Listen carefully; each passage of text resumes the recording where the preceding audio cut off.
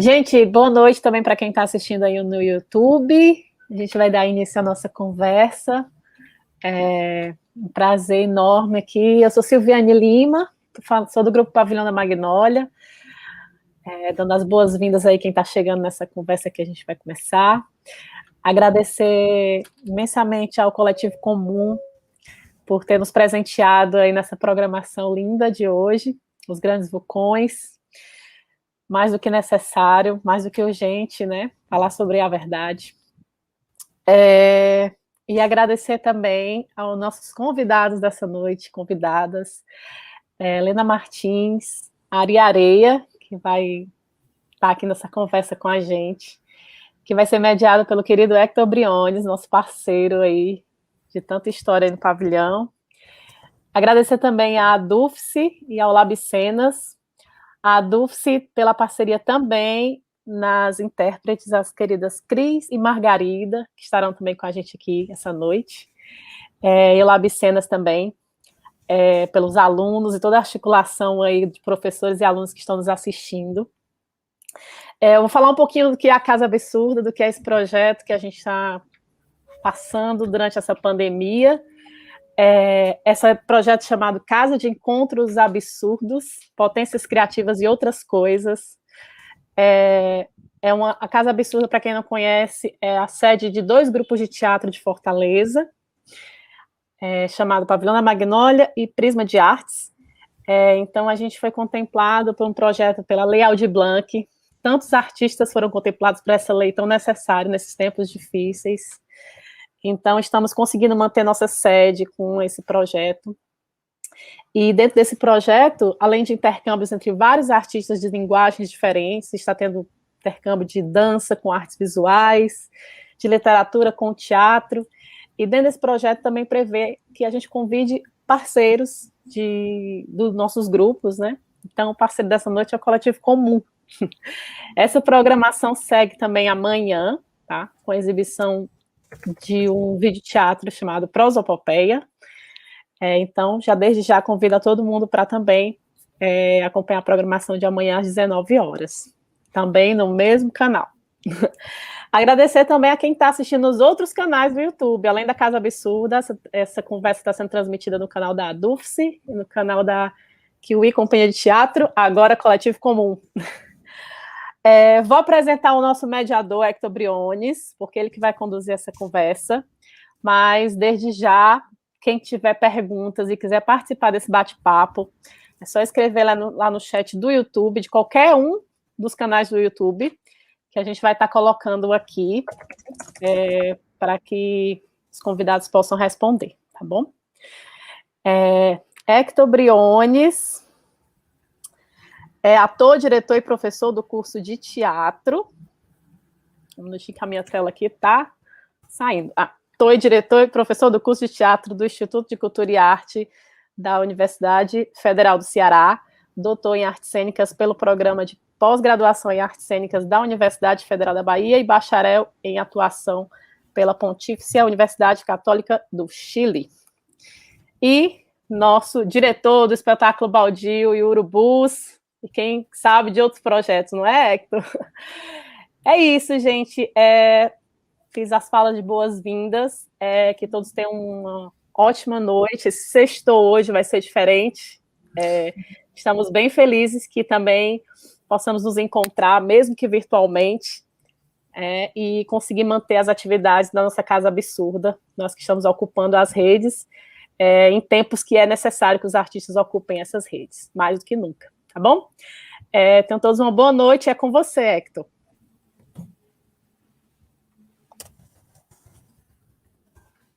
Alô, boa noite. Estão me escutando bem?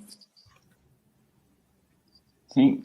Então, boa noite. Como o Silviane falou, meu nome é Hector. Queria agradecer, muito honrado pelo convite e de estar mediando essa mesa, desse trabalho assim, muito impactante, eu acho muito importante para esse momento.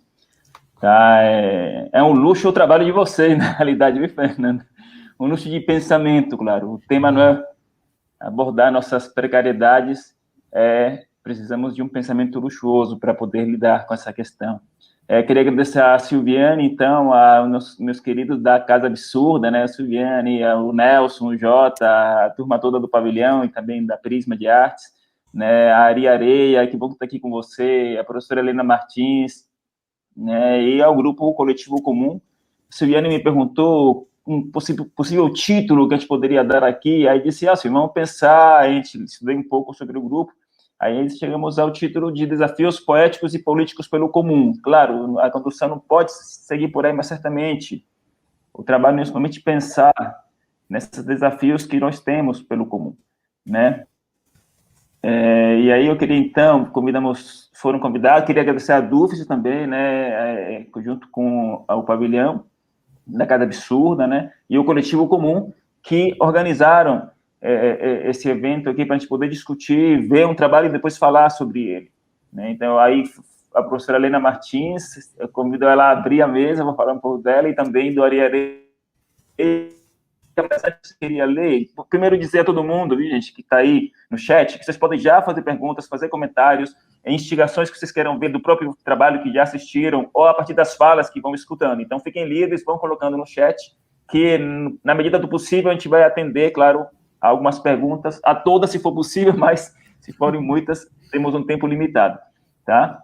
Queria ler um pouco antes sobre o próprio coletivo, tá? Sobre a peça, algo que pelo menos já viram o trabalho, mas sobre o coletivo eu queria dizer que o Coletivo Comum, a antiga companhia Kiwi de Teatro, estou lendo aqui um release, surgiu em 1996 e produziu cerca de 20 montagens teatrais. O grupo também realizou leituras dramáticas de autores como Samuel Beckett, Franz Kafka, Hilda Rich, Alfred Jelinek, Rainer Miller, Júlio Cortázar, Martin Krim e Plínio Marcos. Organizou cursos, oficinas e debates sobre a encenação e a dramaturgia contemporânea e eventos multiartísticos, e a companhia também publica, desde 2013, o Caderno de Estudos Contrapelo. Tudo isso se encontra no site da companhia, Coletivo Comum, companhia Kiwi, podem entrar lá, ver os trabalhos, ver fotos, tá? E também ter acesso ao Caderno de Contrapelo, que traz, né, análises sobre espetáculos e várias coisas sobre a sociedade em si, tá? Também agora quero apresentar a professora Helena Martins e depois o Ari. Podemos começar pela Helena e a ordem que eu tenho aqui, tá? Pode ser, Ari, ou podemos inverter, tá? Então, pronto, convidada, aí vocês têm mais ou menos 10 minutinhos, tá? Um pouco mais, um pouco menos, para poder discorrer, para a gente organizar o tempo. Claro que eu tomaria o tempo, mas somente como um parâmetro, né? Não vou estar dizendo, terminou o tempo, porque vocês finalizarão quando vocês queiram finalizar. A professora Helena Martins é doutora em Comunicação Social pela Universidade de Brasília, com período sanduíche no Instituto Superior de Economia e Gestão da Universidade de Lisboa. É professora do curso de Comunicação Social, Publicidade e Propaganda da Universidade Federal do Ceará, coordenadora do TELAS, Laboratório de Pesquisa em Políticas de Tecnologia e Economia da Comunicação. É secretária-geral da DUFS, muito bem, Helena, secretária da DUFS agora, da DUFS, jornalista e militante anticapitalista. Tá? Também quero ler também uma mini biografia do Ari Areia, ator do outro grupo, constrói o Fórum Cearense de Teatro, graduado em jornalismo na Universidade Federal do Ceará, coordenador da Rede Emancipa de Educação Popular, ex-conselheiro municipal da Cultura de Fortaleza, compõe o movimento Todo o Teatro Político, a Ataque e o Pavio, militante dos direitos humanos e ativista LGBT. Também, querido Ari Areia. Então, dou agora a palavra para a Helena Martins e logo depois para o Ari Areia, também depois um pouco para o grupo e abriremos para as perguntas gerais, tá, que estão sendo colocadas já, se quiserem, coloquem agora no chat, tá bom? Então, professora Helena, muito bem-vinda. Boa noite, Hector, todos, vocês me escutam bem? Primeiro, esse momento, vocês me escutam bem. Em primeiro lugar, agradecer muitíssimo, eu tenho uma alegria enorme de participar desse momento, a Fernanda e o Fernando, Beatriz também, enfim, o Coletivo Comum, né, já tem sido parceiras aí em vários diálogos, e me sinto realmente muito provocada sempre pelas reflexões que vocês trazem, e ficam aqui dando voltas, né? É a terceira vez que eu vejo essa peça, e sempre me atravessa e toca em pontos muito muito relevantes assim, para a minha compreensão, para o meu olhar, que desafia um pouco a compreender a conjuntura, né? Queria partilhar um pouco com vocês algumas dessas reflexões, mas antes, acho que também porque é o sentimento de todo mundo que está escrevendo aqui no chat, né? Parabenizar demais o Coletivo Comum por essa incrível obra de arte, e que me faz, obviamente, lembrar do Benjamin, né? Quando o Benjamin estava discutindo lá a obra de arte na era da reprodutibilidade técnica, e ele termina fazendo aquela convocação, né, de politizar a arte. Eu acho que essa experiência que vocês estão desenvolvendo e nos proporcionando também vai muito ao encontro desse chamado, né? Politizar a arte, politizar essa reprodução técnica e a mediação que a gente tem tido que viver neste contexto de pandemia. Então, acho que tem muito a ver realmente com esse nosso desafio de ocupar esse espaço, essas plataformas, a internet, que tem sido cada vez mais tão dominada pela lógica do capital, né? Reproduzindo aí, levando a uma homogeneização da dinâmica da mercadoria em todos os nossos momentos de vida que nós estamos conectados, né? Então, acho que é um contraponto muito necessário e que também faz com que a gente pense em outras possibilidades, né, de utilização desses espaços e mesmo de politização da arte, para além da própria dinâmica tecnológica. Uma outra questão que eu queria trazer é que a peça ela começa com uma pergunta, né, sobre a relação entre o teatro e a verdade, que sempre me remete também a uma pergunta que a Hannah Arendt fez, e um texto dela que tem um título também muito parecido com o texto que vocês encenaram, que é um texto que ela vai discutir qual é a relação entre a verdade e a política, né? Ela parte também dessa inquietação, né? A relação entre a verdade e a política é sempre ruim? Ela é uma relação que a gente possa generalizar como negativa, né? E acho que tanto esse texto da Hannah Arendt quanto a peça caminham, por mais que por trilhas distintas do ponto de vista teórico e das escolhas teóricas, mas caminham para uma reflexão que me parece muito pertinente para a gente pensar as questões agora, que é a de que não dá nem para generalizar e nem para cair numa certa ideia, né, pós-moderna de que não há nenhuma verdade, de que tudo cabe, de que, enfim, as coisas podem ser relativizadas, né, ao ponto de se perder a centralidade da percepção das relações de poder. E acho que os dois textos, né, e toda a construção do próprio Coletivo Comum que vocês apresentam nessa peça, mostram exatamente que é necessário, né, investigar de fato e cada vez mais essas dinâmicas de poder que produzem, né, sensos que acabam levando a uma orientação da sociedade assim, sobre coisas que são tão absurdas, né? Eu realmente, todas as vezes que eu vejo aquele momento, né, que fala sobre a participação dos Estados Unidos no estabelecimento de várias ditaduras e toda a roupagem, né, do discurso de levar a democracia, sempre me vem à mente assim, a pergunta, né, como isso se sustenta? Como isso se sustenta até hoje, né? Se tantos casos desnudam esse argumento, né? E, de fato, a gente não pode, talvez, né, estabelecer um caminho para tentar responder a isso, sem considerar aí a centralidade das relações de poder, as práticas de manipulação e, né, que são históricas e que se reproduzem também no cotidiano. E aí eu entro num terceiro elemento, né? Nós estamos sendo desafiados a pensar muito sobre desinformação no tempo presente. E as explicações também sobre esse fenômeno, elas são muito tensionadas por essas visões, né? Há desde explicações que vão colocar numa chave de pós-verdade, até outras que vão exatamente tentar buscar enfatizar essas relações de poder que colocam o acento, né? Destacam o fato de que essas campanhas de desinformação têm sempre objetivos políticos e econômicos, de que elas são intencionais, né, e que elas se valem também de estruturas de poder, né, que são largamente utilizadas por poucos, do ponto de vista da elaboração e da criação, de fato, dessas estruturas, né, e que acabam impactando a vida de muitos, né. Hoje, mais cedo, eu estava pensando aqui sobre o nosso encontro e, passeando pela internet, eu achei uma notícia Aos Fatos, né, uma agência que tem acompanhado a questão da desinformação, falando que o Facebook estava ganhando muito dinheiro com o impulsionamento de campanhas sobre voto impresso, né? Ontem uma colega estava compartilhando que o YouTube estava oferecendo ainda a ela, né, conteúdos relacionados à cloroquina e outras coisas.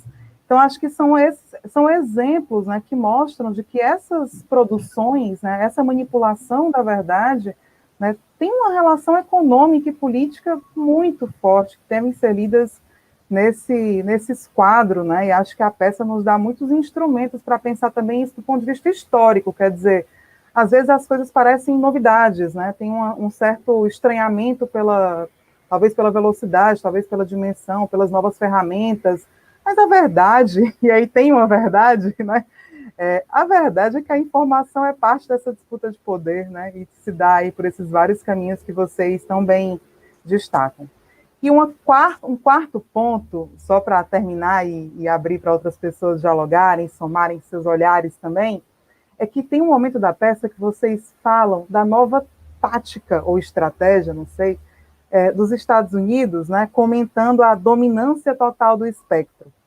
E vocês mencionam, né, com essa interpretação maravilhosa da Fernanda, que eu não canso de admirar, vocês mencionam que há uma dominância total que busca, né, ser cada vez, de fato, mais penetrante em vários aspectos, né, no meio ambiente, né, na economia de uma forma geral. E eu, a partir do meu olhar da comunicação, por óbvio, insiro aí também a questão dos dados, né, dessa lógica de captura da nossa subjetividade, da tentativa de buscar, né, produzir informações a partir dos nossos desejos. Hoje tem corporações que têm tentado colocar, isso é real, gente, embora não pareça, né, tem tentado colocar publicidade nos sonhos, sabe? É uma distopia da vida cotidiana, né, e que, sem dúvida alguma, também acho que pode ser lido dentro dessa lógica, né, que vocês trouxeram, dessa dominância total do espectro, que eu particularmente não conhecia, né, que tem sido anunciada aí. Então, acho que são algumas provocações que vocês me trouxeram e que eu queria também dar um pouco desse retorno, né, sobre os meus pensamentos, a partir, obviamente, do meu lugar como pesquisadora e militante aqui da comunicação, para agregar, né? Sem dúvida nenhuma, acho que a peça contribui demais para a gente pensar essas questões todas, e mais uma vez agradeço tanto pela oportunidade do diálogo, quanto por poder ver essa beleza de ocupação, dessa reprodutibilidade e mediação técnica. Muito obrigado, Helena. Agradeço demais sua fala. Vou passar para o Ari já, e depois a gente abre para comentar, certo? E também com perguntas. Temos algumas perguntas. Quem quiser fazer perguntas, fique livre, aberto a fazer perguntas, ou se estimulem a aproveitar que temos, inclusive, integrantes do grupo aqui, para perguntar para eles coisas sobre o trabalho em si, tá? Sobretudo os alunos, né? Não todo mundo, mas também temos alunos aqui do curso, da faculdade, que eu acho que certamente se interessarão por saber mais do trabalho também, tá? Então, Ari, por favor. Oi, gente, boa noite. Eu queria começar aqui deixando meu abraço grande à Fernanda, estou morrendo de saudade. Fernando, todo mundo do Coletivo Comum, abraço vocês, nas pessoas da Fernanda e do Fernando. Acho que a última vez que a gente se encontrou foi em Brasília, na articulação da ATAC. A galera de Fortaleza, do Fórum Cearense de Teatro, chegou lá para pensar como reagir, né, a esse fim de mundo que se apresenta aí, os desmontes todos nas políticas de cultura, e a gente acabou construindo um manifesto que não poderia deixar de ser, né, ao mesmo tempo político e poético, e é sempre bom a gente se esbarrar e se encontrar para momentos como esse de fruição, né, assistir teatro mediado aí por essa tela, não é? Eu fiquei muito feliz com o trabalho, eu ainda não conhecia, fiquei bastante impactado, a cabeça ficou fervilhando aqui. Eu fiz algumas leituras também, e acho que foram caminhos parecidos com os que a Helena procurou. A gente é da comunicação, e aí eu já vinha já ansioso esperando, né? Assim, eu vi a Helena, e, enfim, tem um acordo total, né, com os caminhos que ela desenhou, de perspectivas e tal. Agora há pouco, eu estava... acabei nem cumprimentando o restante dos meus colegas, as minhas colegas aqui presentes. A Helena já mencionei, mas Um cheiro grande para a Silviane, da Casa Absurda, que estou morrendo de saudade de encontrar presencialmente, do Hector. Enfim, a Dani, aqui, a Beatriz. Um abraço, gente. Enfim, eu estava olhando aqui as publicações no Instagram, agora há pouco antes de entrar, e eu vi uma publicação do Francisco Malman. Ele é um artista, um multiartista de Curitiba. Eu tenho gostado muito de ler o que ele tem escrito em poesia recentemente. Depois eu mostro para vocês, mando o link para vocês. Ele tem um livro chamado Haverá Festa com o que Restar, e uma das intervenções de artes visuais dele é um pano, né, costurado, pintado, quando ele fala que a memória é uma ação política. E aí isso ficou fervilhando muito forte na minha cabeça, principalmente agora com o final, revendo o final, né, na transmissão aqui na sala.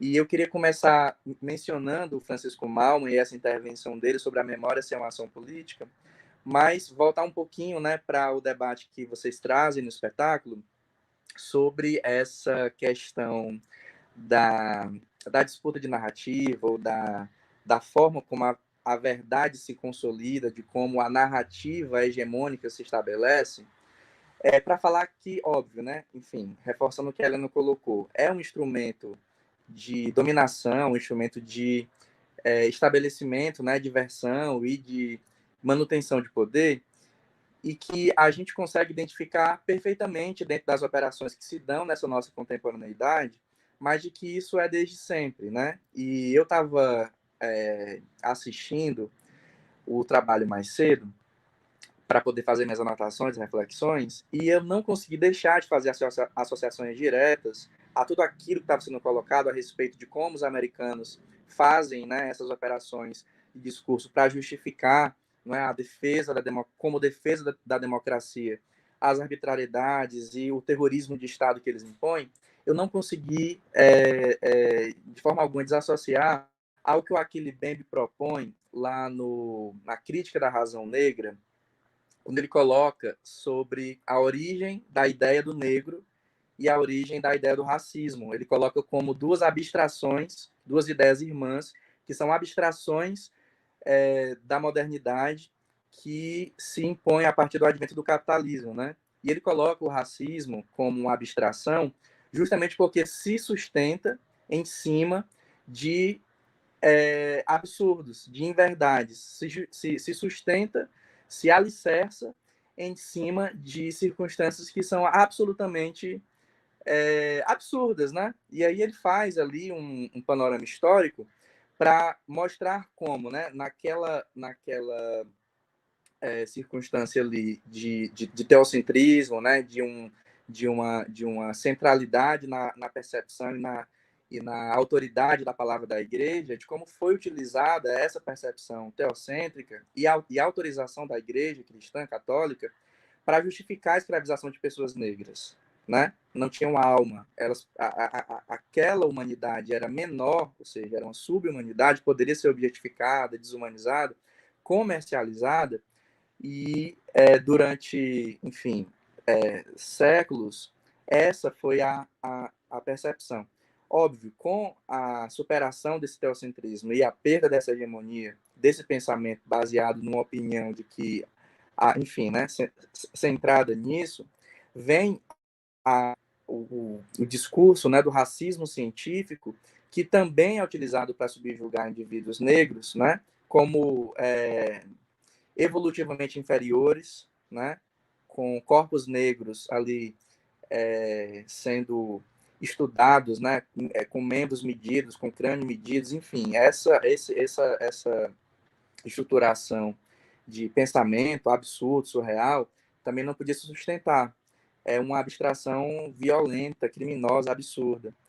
E mesmo com a superação disso, né, corpos negros passam a ser alvo, né, de um outro discurso que seja de um racismo jurídico, de um racismo, de um olhar, não é, racista a partir da criminalização das suas existências, das suas práticas, etc. e tal. E não à toa, né, a população carcerária do Brasil e do mundo é imensamente composta por pessoas, por corpos negros, né? E aí o Achille Mbembe faz aí essa operação aí de resgate de memória e de apontamento histórico para mostrar como se dá a construção do que hoje a gente compreende como a ideia do negro e o racismo, né? E então essa disputa, não é, de narrativa e essa operação, não é, de discurso a partir do que seja a verdade sobre uma população, sobre indivíduos, ela sempre se deu ao longo da história, né? E, enfim, assim como as populações negras, né? Seja a população negra que foi sequestrada de África para cá, sejam as populações negras já estabelecidas nos demais continentes, a gente é alvo, né, dessa construção de ideia racista sobre nós, a partir de uma disputa de narrativa, e isso se construído como uma verdade, né? Mas também foram operações semelhantes que se deram sobre as mulheres, né? Sobre as pessoas LGBT, inclusive um caminho muito semelhante, né? Com a igreja considerando pecado, depois a patologização dessas existências e até a criminalização, né? No Brasil colônia, por exemplo, era crime ser sodomita, né?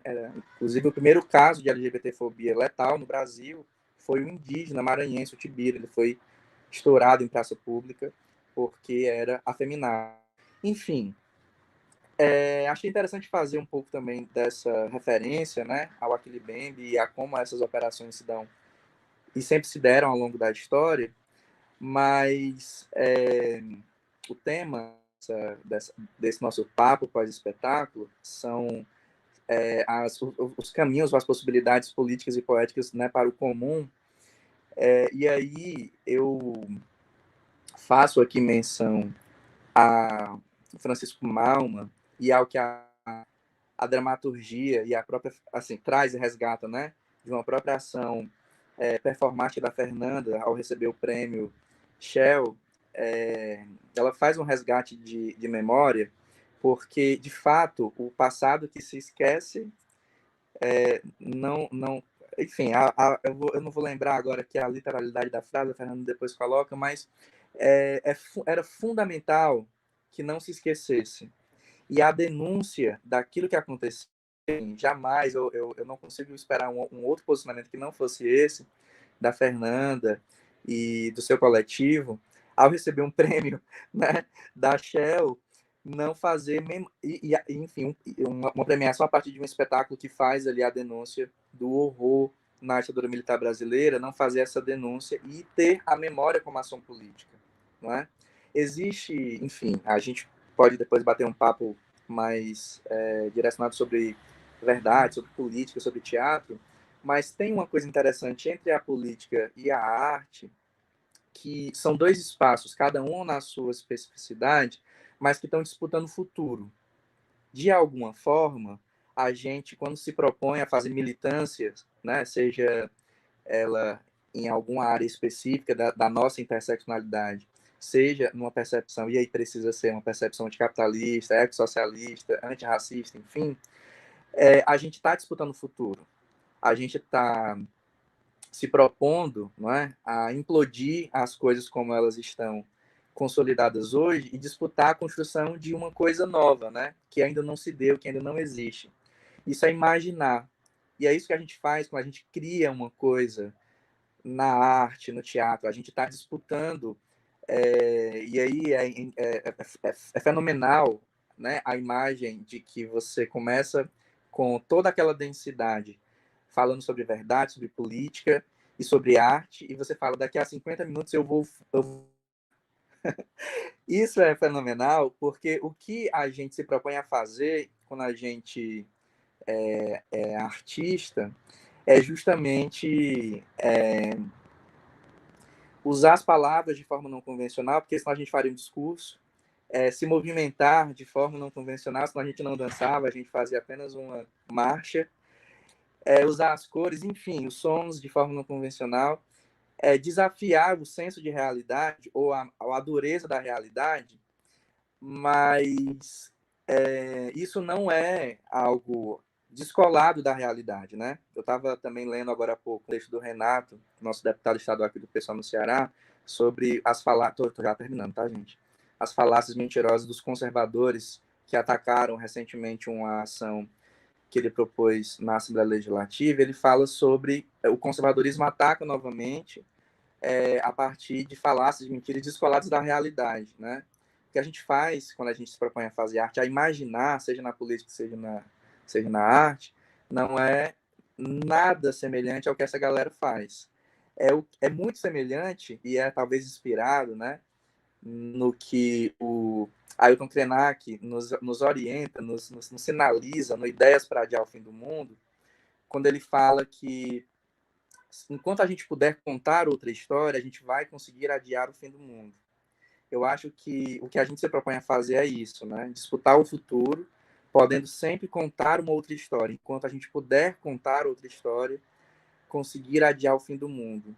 E disputar, né? Disputar esse futuro. O futuro, ele está em disputa. E aí eu finalizo, né? Já que a gente falou de Shell e de bancos e dessa coisa toda, essa coisa toda está sempre querendo capturar as nossas possibilidades de futuro. E durante a pandemia, eu lembro, ainda estamos, né? Mas eu lembro de uma propaganda de um banco que dizia assim, acho que nós vamos criar o futuro, ou algo do tipo, e eu fiquei muito apavorado com isso, porque um futuro criado, inventado, disputado por um banco, não é nada daquilo do que a gente precisa. A gente precisa tomar essa dianteira, sabe? É o povo na rua que vai dar uma resposta a isso que está aí, enfim, destroçando tudo. Não pode ser o mercado financeiro, não pode ser a grande mídia, não pode ser o setor empresarial. Eu finalizo essa intervenção com essa provocação a partir do que a gente assistiu, né? A memória como ação política e o futuro em disputa. Enquanto a gente puder imaginar, há respiro, a esperança, que eles nunca, jamais consigam roubar de nós a capacidade e a disposição de imaginar. Um abraço, gente. Muito obrigado, Ari. Queria agradecer muito as palavras da Helena e do Ari, né, dos alcances sociais, culturais, em nome da subjetividade, da luta pelo futuro, dos alcances da memória, que o trabalho se desperta, né? Então, agradecer sobretudo ao trabalho feito pelo Coletivo Comuns, na pessoa da Fernanda e do Fernando, né? E, claro, e toda a equipe envolvida no trabalho, que eu sei que não são só poucas pessoas, né? Então, o trabalho exige um trabalho de um coletivo, né? Como vocês até se chama agora Coletivo Comum, né? Tem uma pergunta que eu queria saber, em outra ocasião, a mudança de nome, né? De onde vem do coletivo. Mas agora eu queria, antes de passar a palavra a vocês, eu acho que é bom partir com algumas perguntas, podem disparar a falar de vocês. O que vocês acham? Ou vocês preferem falar um pouco antes? Posso lançar, porque eu acho que tem comentários bacanas, algumas perguntas, das quais vocês podem já derivar, antes de abrir o trabalho. Então, eu queria ler alguns comentários e algumas palavras. Vou ler alguns comentários e depois fazer algumas perguntas que surgiram aqui, tá? Comentários que eu achei bacana de ler. O Vitor Furtado, queridíssimo Vitinho Furtado, que está por aí também, ele diz assim: adoro essa obra, uma pequena gigante pérola da arte latino-americana. Tá? Ele faz uma pergunta, mas eu vou deixar a pergunta para depois, quero ler os comentários. Elo Salles, espetáculo gigante, obrigada por esse ato de resistência. O A.S. Oliveira, ainda sob o impacto da beleza da verdade dita pela Fernanda, maravilhosa, né? Aí estou perguntando a Carol, Raquel Balbina, que peça incrível, estou aqui abismada, muito bom, Fernanda, obrigada por sempre nos presentear com essa arte pulsante. Da Inês Cardoso, a síntese do texto, performance, fundo, trilha musical, imagens que se harmonizam sem fricção, é muito poderosa, essa peça é realmente genial. Inês Cardoso, a peça, fazendo uso de certas ferramentas do Amo, desmonta a casa do Amo. Tem um comentário que vocês possam depois comentar também, certo? Mas eu quero partir com a pergunta do Victor Furtado, depois a Carol Veras também tem uma pergunta, que é mais específica, né? O Vitinho faz a seguinte pergunta: grandes vulcões não se atêm ao palco. Vai através das imagens de arquivo, chegando a novas formas de lidar com a cena filmada. Como imagens de arquivo tiveram peso e influência na atuação? Essa é uma pergunta que eu deixo para o grupo. Claro, a Fernanda pode responder, vai dirigir mais a atuação, mas também a equipe toda, por entender o processo criativo, pode responder. Então, fique à vontade, quem quiser começar a falar a partir dessa pergunta do Vitinho.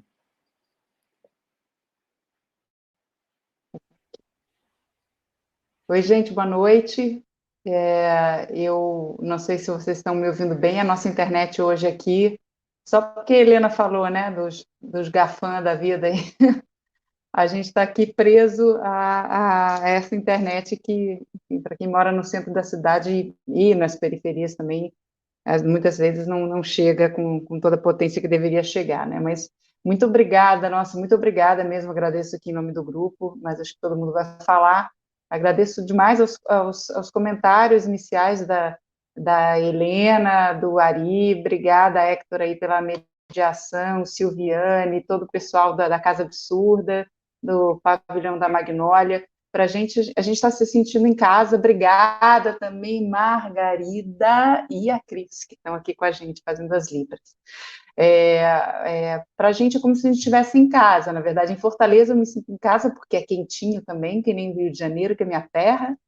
A gente já teve aí várias vezes, foram muitas parcerias com vocês todas, todos que estão aqui. Então, primeiro, os agradecimentos. Eu fiquei instigada por tantas coisas, mas não vai dar para responder tudo, principalmente os comentários. A Helena, é muito engraçado, que a gente não conseguia te ouvir direito por aqui, a gente ficava te ouvindo pelo YouTube, aí ficava uma coisa atrasada depois da outra, mas deu para anotar algumas coisas aqui. Respondendo, então, ao Vitor, vou começar pelo Vitor, e depois eu faço alguns comentários rápidos. Mas como as imagens de arquivo, elas influenciam na atuação? Bom, a gente trabalha, e não é de hoje, com o teatro documentário. Então, tanto é que se você for procurar nos nossos trabalhos, nas nossas peças, algumas que eu sei que vocês já viram, que algumas pessoas que estão aqui já viram, a gente vai trabalhar com a ideia de materiais, com a ideia de documento. E esses documentos é que formam um roteiro, muito mais do que uma peça dramática, personagens, intersubjetividade entre personagens. E a gente trabalha, a gente já está acostumado a trabalhar com essa ideia de materiais e de documentos. Então, os arquivos históricos, eles fazem parte da nossa forma de narrativa, de contar as histórias, que tem muito a ver com a ideia de memória que o Ari colocou e que, de certa forma, também a Helena coloca, né? Essa disputa da memória para nós é muito importante. E o espaço da arte é, sim, um espaço para fazer essa disputa, não só de narrativa, da narrativa que a gente constrói do hoje e para o amanhã, mas também de uma narrativa que se foi, né, de uma memória da história, inclusive das histórias de luta do nosso povo. Então, o teatro é o espaço para a gente fazer essa disputa de narrativa, sim. E aí eu lembrei de uma frase que a gente falava, não sei se a Helena vai lembrar, a gente falava no Morro como um País, um dos depoimentos era de uma ex-presa política, Dorinha, e ela terminava uma fala dela, ela terminava o depoimento dela dizendo: a imaginação incomoda muita gente. E o nosso lugar é esse, o lugar da imaginação política, da imaginação de que existe outras possibilidades de vida, e de que elas são, sim, possíveis, ainda mais se a gente imaginar coletivamente, né? Cada um imaginando sozinho na sua janela, é difícil, provavelmente não vai acontecer muita coisa, né? A gente só vai se decepcionar. Mas a gente imaginando coletivamente e entendendo que, a partir dessa imaginação política, de recriar esse espaço de utopia, e de utopia no sentido de um caminho que a gente precisa caminhar juntos para chegar nessa sociedade que a gente quer para nós, né? Que vai nos fazer felizes, sem desigualdade social, enfim, onde o racismo, a LGBTfobia, o machismo, o próprio capitalismo estejam destruídos, né?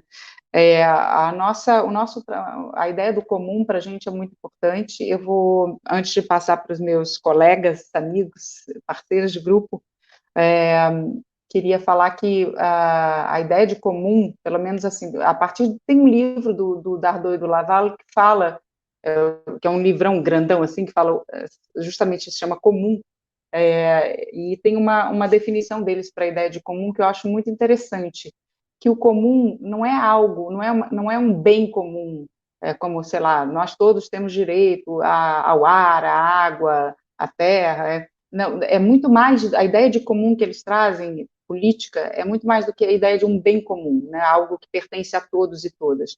É a ideia de um espaço que se constrói de forma comunitária. Então, o comum, na visão desses dois pensadores, é é um espaço de responsabilidade mútua. É um espaço em que a gente escolhe quais são as nossas regras, porque para viver em sociedade a gente cria as nossas regras, mas elas são escolhidas coletivamente, elas são acertadas coletivamente, e elas podem ser modificadas ao longo desse caminho também coletivamente. Então, essa ideia do comum é algo, sim, que pertence a todos nós, mas é também esse espaço que ele é construído dentro de uma coletividade, né, de responsabilidade, de cuidado com as outras pessoas, de entendimento de que só nessa irmandade é que a gente vai conseguir construir algo que seja realmente bom para todo mundo, né. Vou passar a bola para... Tem várias coisas para falar, acabei de ler uma matéria ali, super legal, vou te mandar depois, que é da Jacobin, que fala sobre justamente essa questão de gênero, né, e a criação dessa ideia da sexualidade a partir do início do capitalismo.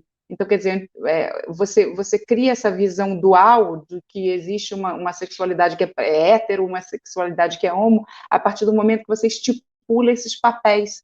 E esses papéis são estipulados principalmente por conta da ideia de você manter essa família nuclear, que é a família que vai sustentar as bases, inclusive, do capitalismo, né? Então, quando você fala da questão do Mbembe, dessa abstração da ideia de negro, né? Eu pensei muito também nessa questão da abstração da ideia dessa criação de gênero que foi feita. Mas é isso, passo a bola. Bia, Dani, antes da gente ver se tem mais perguntas. Oi, gente, boa noite. Eu sou a Beatriz, sou integrante também do coletivo e fiz a assistência de direção desse trabalho. Enfatizo, né, que para a gente é muito legal estar aqui, é muito bacana mesmo. Queria, inclusive, mandar um abraço para o Thiago Coutinho, que é outro parceiro nosso, que ajudou nessa ponte, né, para que esse evento fosse possível. Assim, eu sei que ele está assistindo a gente. Então, agradecê-lo aqui também. Eu queria falar sobre essa questão um pouco, assim, sobre o que a Helena comentou, né, e que também foi reiterado pelo Ari, sobre essa questão da informação e da desinformação. Para gente essa questão é uma questão muito cara, né, essa questão da verdade, assim, da manipulação da verdade. Porque, bom, como a gente sabe, a gente gosta, eu pelo menos, né, particularmente, eu gosto muito do Gramsci, a Helena sabe, assim, a gente já conversou, né, trocou algumas figurinhas aí sobre Gramsci também, que tem esse conceito de hegemonia que está presente na nossa sociedade hoje, como se, né, quando ele escreveu no começo do século XX, é tão atual quanto hoje, né, assim, porque como que a classe dominante, ela realmente escolhe, mesmo sendo uma pequena parcela da população, ela escolhe todo o conhecimento que vai chegar à grande parte da população, né? Que é essa população que não detém os modos de produção, né? Então é a classe dominante que escolhe o currículo escolar, é a classe dominante que escolhe as notícias que vão à televisão e como elas vão à televisão, né? Então é a classe dominante que escolhe quais são as notícias que os fatos que vão ser desvelados ou não vão ser desvelados, né? Então, o que, na verdade, esse discurso do Harold Pinter, né, porque o roteiro é a partir de um discurso do Harold Pinter, que foi, né, de agradecimento ao Prêmio Nobel de Literatura em 2005, o que ele faz isso, né? Ele tenta desvelar algumas dessas mentiras que foram criadas, algumas mentiras políticas e sociais que fazem com que a sociedade seja formada como ela é, né? A gente só tem a guerra ao terror, né? Porque foi criado toda uma justificativa para a guerra ao terror. A gente só tem uma perseguição permanente à esquerda, porque foi criada também toda a teoria, né, do bolchevismo cultural, marxismo cultural. Então, como as perseguições políticas, a extrema-direita, as chacinas, né, das populações mais vulneráveis, elas são construídas politicamente por essas verdades ou, né, verdades que entram ao nosso alcance, assim. Então, essa busca pela verdade que realmente o Harold Pinter ele propõe que nós, como cidadãos e cidadãs, façamos, ela é realmente imprescindível, porque senão a gente sempre vai ficar à mercê do que a classe dominante quer que a gente saiba, né? E a gente sabe que a classe dominante é uma classe que quer ainda conservar todas esses problemas sociais que a gente tenta debater na peça, né? E mais para além disso, né? Assim, a gente está falando também aqui, nós, de capitalismo, coisa que Harold Pinter não fala no texto dele, né? A gente está falando de desigualdade social, a gente está falando de acumulação de capital, a gente está falando, além de todos os outros problemas que ele coloca no texto, como imperialismo, neocolonialismo, e toda a manipulação midiática, né? Então, esse é um problema, essa é uma questão muito central para a gente nos nossos estudos e também no discurso do Pinter, né, que a gente aproveita para trabalhar, e que é muito legal a gente estar aqui, inclusive, debatendo com pessoas que estudam isso e que se esforçam para que, na verdade, outras formas de comunicação não hegemônicas deslanchem, né, por aí, e que sejam mais acessíveis, como, por exemplo, o trabalho do Intervozes e todo o trabalho que vocês fazem, né, vocês todos aqui, tanto na arte como na educação, nas faculdades, nos sindicatos, enfim. Então, realmente, essa para a gente é uma questão muito central do nosso trabalho.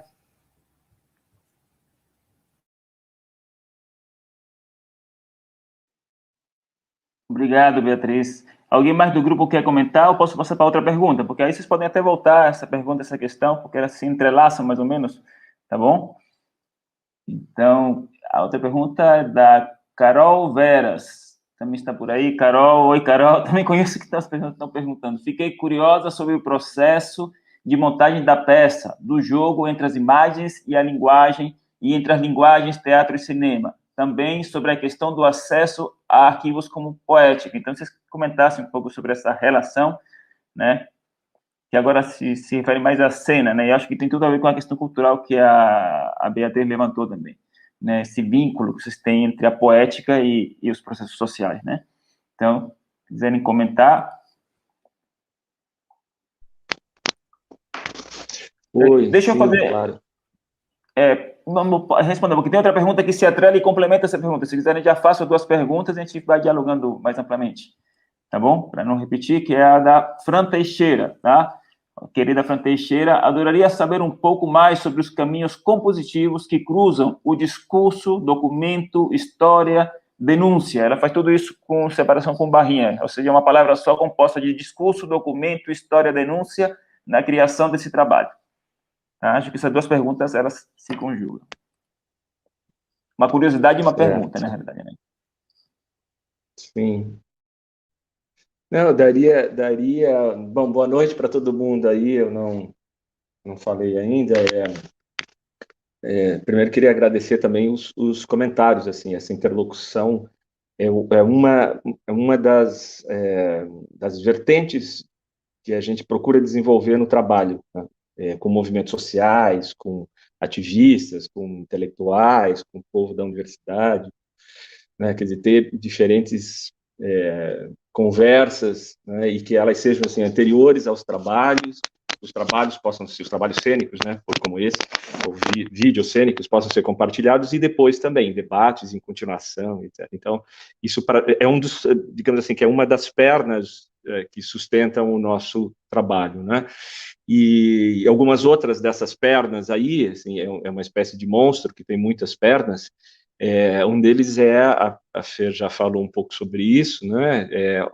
A pesquisa em teatro, que a gente pode chamar de documental, né? Um grande guarda-chuva, onde cabe muita coisa, inclusive cabe coisa ruim também, um teatro que é do documento subjetivista, um documento solipsista, individualista ao extremo, né? Que não é, bom, vocês podem ter percebido, não é o nosso caminho, né?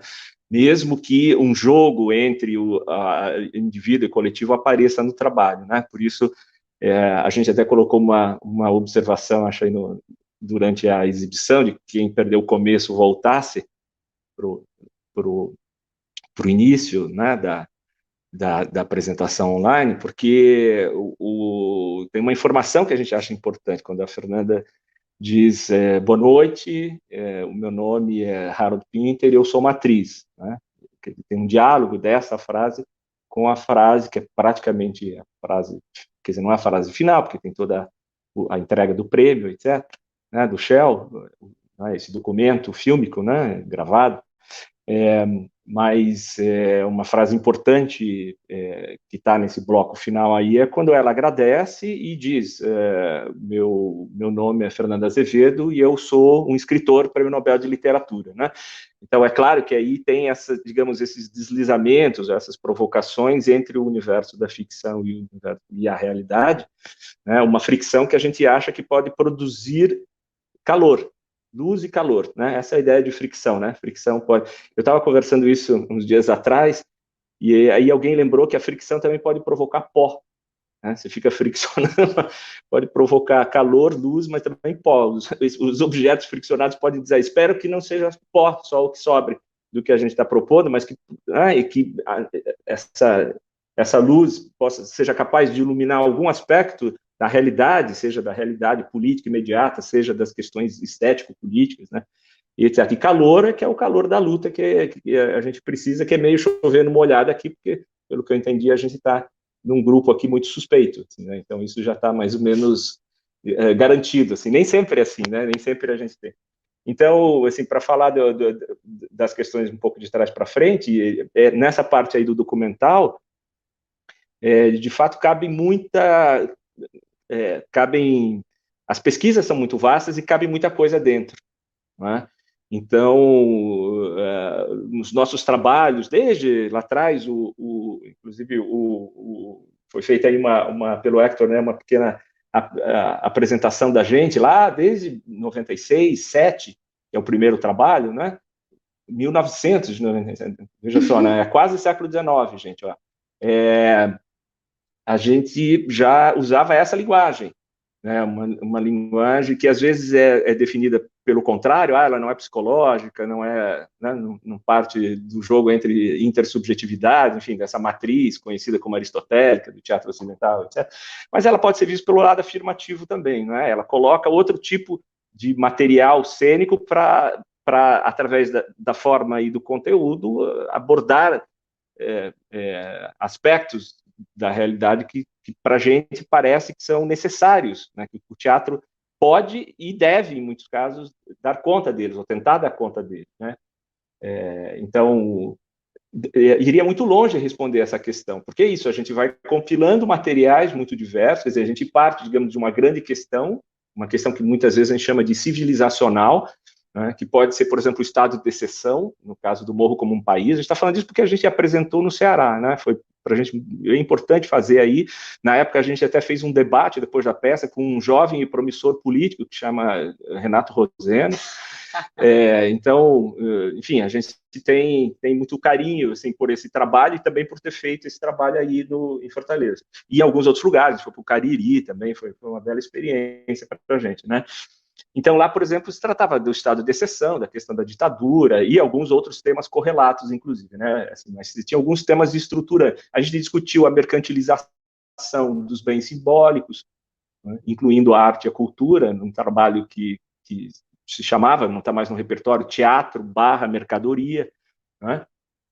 Aqui, é claro que tem a questão da geopolítica como uma questão central nos grandes vulcões, mas tem também o tema, digamos, das possibilidades da arte ou da discussão entre verdade e mentira a partir da linguagem. Então, a linguagem é um tema, né? Talvez mais do que a ideia da verdade, a própria linguagem seja um tema, e isso a gente aproveita do Pinter e a gente ultrapassa, não do sentido que a gente faz melhor do que o Pinter, mas é porque o Pinter circunscreve um pouco o debate e a gente tenta dar uma outra dimensão, acrescentar algumas, ou distorcer um pouco a abordagem inicial dele, que não é um autor assim, excepcionalmente importante, eu acho, apesar do Nobel, apesar de uma contribuição significativa na dramaturgia, né? Eu até diria que é justamente o casamento da relação cidadã dele com a cidadã política dele, política no sentido estrito, né?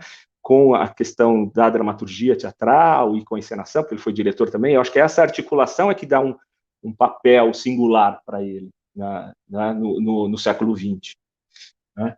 Enfim, então é essa reunião de materiais e a articulação dela através de várias estratégias. Então tem estratégias de choques, tem estratégias de complementariedade. Então a música pode complementar o que está sendo mostrado, pode dialogar criticamente com o que está sendo mostrado, etc. Aí são várias, tem estratégias de ritmos, estratégia de humor, e, né, de comicidade e de aspectos mais, digamos, com maior dramaticidade, digamos assim, né? Enfim, então, assim, é uma questão muito boa, mas seria difícil de abordar aqui. Eu queria voltar só um pouquinho, porque acho que assim, a gente teve a sorte aqui de ter duas intervenções muito ricas aí de introdução. Eu digo sorte porque isso enriquece o nosso trabalho, né? A ideia das interlocuções, que eu falei antes, é justamente essa, né? Então, tem muitos aspectos que foram citados, acho que a Fer conseguiu já lidar com alguns, a Bia com outros, né? Mas talvez eu pudesse, assim, ecoar um pouco o que vocês comentaram, né? De fato, esse tema da politização da arte, que a Helena mencionou, acho que claramente se referindo ao Benjamin, sobretudo, né, esse texto conhecido do Benjamin aí, sobre, enfim, a perda da aura e a reprodutibilidade técnica, né? Ele termina esse texto falando em estetização da política e politização da arte, né? A politização da arte seria uma resposta ao nazifascismo, por exemplo, né? Que estetizou a política. Eu acho que é um tema interessante, mas tenho a impressão que a gente deveria ultrapassá-lo no sentido hegeliano, da Aufhebung, lá, né, que é ultrapassar mantendo, né? Porque a gente usa muito a ideia de que os fenômenos artísticos são políticos. Então, essa ideia de politizar a arte, eu já encontrei um problema na própria frase, não é? Porque pareceria que existia uma arte que seria possível a existência de uma arte não política. Isso só para a gente problematizar, já que a gente está num nível assim elevado, eu acho, aqui de debate, né, digamos, com essas associações de filósofos, ou pensadores e pensadoras importantes do século XX. Né, acho que uma questão seria essa, né? Eu usei durante um período aí, até porque conheci, enfim, um pouco tive contato com o Bernard Dort. O Bernard Dort foi talvez o principal introdutor, ou entre os dois principais introdutores do Brecht na França, né? Uma pessoa de teatro, assim, um teórico e enfim, né? Crítico de teatro.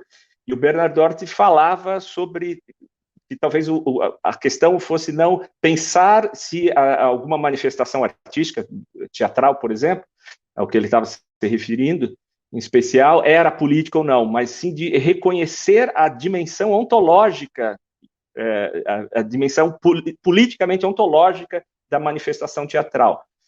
Então, e aí a gente teria que investigar os artistas e as artistas ou as manifestações que se reivindicam ou não dessa dimensão política.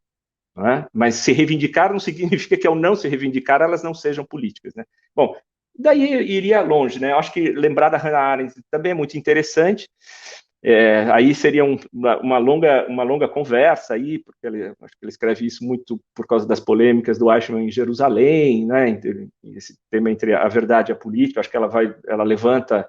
Eu não lembro mais do texto em detalhe, na verdade. Assim, quando você falou, até abri aqui rapidamente para relembrar, mas de fato eu acho que seria uma discussão muito longa que não daria para fazer agora, né? Sobre DTE, né? A dominação total do espectro. Achei muito legal que você tenha mencionado isso ainda, Helena, porque aí a gente entra numa seara que interessa muito a gente. Eu estou falando agora assim, você, por causa da tua pesquisa no campo da comunicação, não é? Ou dos problemas, né? do oligopólio de mídia dos países capitalistas e do Brasil, talvez em particular. As famosas 6 ou 10 famílias, né, que controlam uma boa parte do que é produzido, veiculado, ou que produz uma parte da realidade, né, através dos seus órgãos de imprensa. Né? Então, eu acho que essa ideia, e isso pelo teu lado, pelo nosso lado também a comunicação, mas a ideia da arte e da cultura. Né? Como essa ideia de dominação total do espectro, ela certamente e mais ainda a partir do momento que o Pinter, porque essa é uma expressão que é do Pinter mesmo, não é nossa, né? Ela está no texto dele, né? Esse texto do Pinter é de 2005, isso só, digamos, aumentou, se complexificou a partir de 2005, inclusive com as famosas fake news, que não se usava essa expressão na época, eles já existiam, evidentemente, né? Ou desinformação, que eu acho que é um termo que, inclusive, acho que a Helena prefere, né? Mas, enfim, a Fer falou dos GAFAM aí, né? Google, Amazon, Facebook, Microsoft, etc. Quer dizer, não é o capitalismo de plataformas. Então, de fato, essa dominação total do espectro é um tema central. E a gente, agora eu estou falando, considerando que todo mundo aqui está num certo campo mais à esquerda, ou claramente à esquerda do espectro político, a gente não se dá conta da importância, não se dá mesmo. A gente não vive isso nas nossas realidades, em geral, né? A gente consome um monte de merda, para usar um termo técnico, né? Tipo, sei lá, 90%, 85% do que rola na Netflix ou em outras plataformas de streaming, não é? E isso pode valer também para o consumo musical. Eu estou usando consumo porque, de fato, eu acho que em boa parte é isso, não é uma fruição, às vezes é consumo, né? Consumo musical, consumo de séries, etc., consumo de teatro também, muitas vezes, né? Então, bom, os assuntos são realmente muito ricos, assim, estou falando demais, eu sei, mas eu queria só lembrar, porque senão o Ari vai achar que eu só achei legal a intervenção da Helena. Eu acho que ele trouxe também alguns aspectos muito importantes. O que eu lembrei, assim, para não... Importantes mesmo, não é força de expressão, acho que toda a referência que você faz é um Bembe, acho que também daria para a gente conversar muito. Eu lembrei aqui da controvérsia, da controvérsia de Valladolid, porque ali tem algo interessante, quando você falou de alma, né, escolher quem tem ou não tem alma, porque essa foi uma controvérsia muito importante, foi um encontro, né, um encontro em Valladolid, em 1550 e 51, que a Igreja Católica organizou para decidir se os indígenas, né, o que a gente chama de povos originários agora, tinham alma ou não. Né? Então, claro, a gente pode usar todo o debate aí sobre a questão negra, fundamental, e eu acho estruturante para pensar a formação social do Brasil, mas nesse caso também pautar assim, o que foi esse momento em que verdade e mentira, né, política e mentira, representação da realidade estavam digamos, explícitos, né, explícitos nesse encontro. Era um encontro na cidade de Valladolid, por isso que chama, né, na Espanha, por isso que chama controvérsia de Valladolid, e tem material artístico sobre isso. O Jean-Claude Carrière, por exemplo, escreveu um romance lindo sobre isso, sobre a controvérsia de Valladolid. Jean-Claude Carrière é uma figura importantíssima, que depois não, até na verdade antes de escrever, acho que a controvérsia de Valladolid, ele tinha feito vários roteiros por Buñuel, etc. Quer dizer, a gente tem a controvérsia de Valladolid, a gente tem uma obra artística que lança um tipo de luz particular sobre esse momento histórico que estava decidindo se os índios tinham alma ou não, né? Assim, quer dizer, eu acho que aí tem todo um... E isso tem a ver, todo esse debate, acho que está banhado talvez por essa possibilidade ou possibilidade parcial da arte comentar, criticar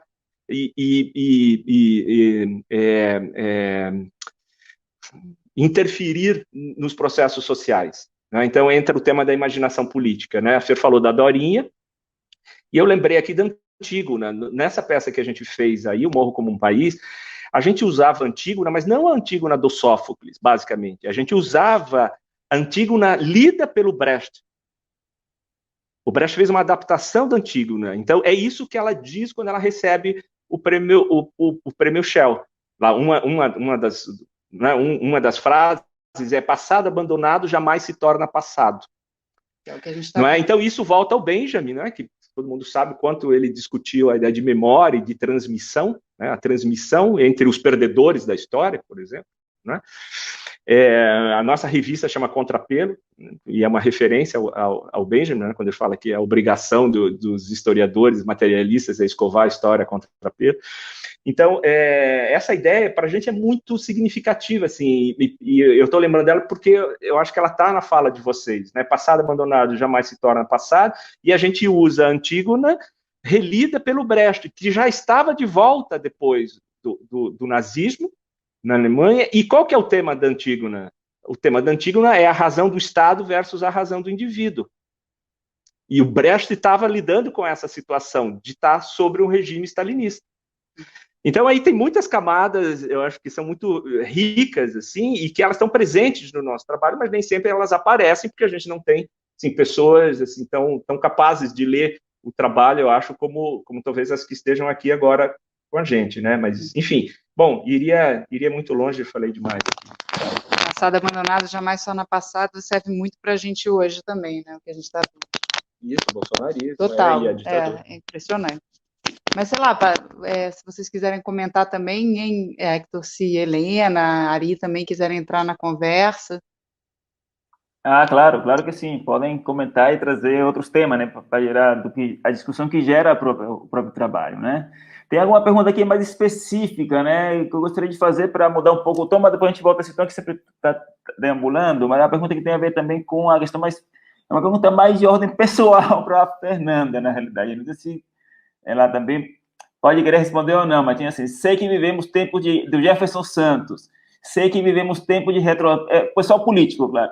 Sei que vivemos tempo de retrocessos e a repressão está entre esses retrocessos. Gostaria de saber se a Fernanda sofreu alguma repressão sobre a sua fala sobre a Shell, né?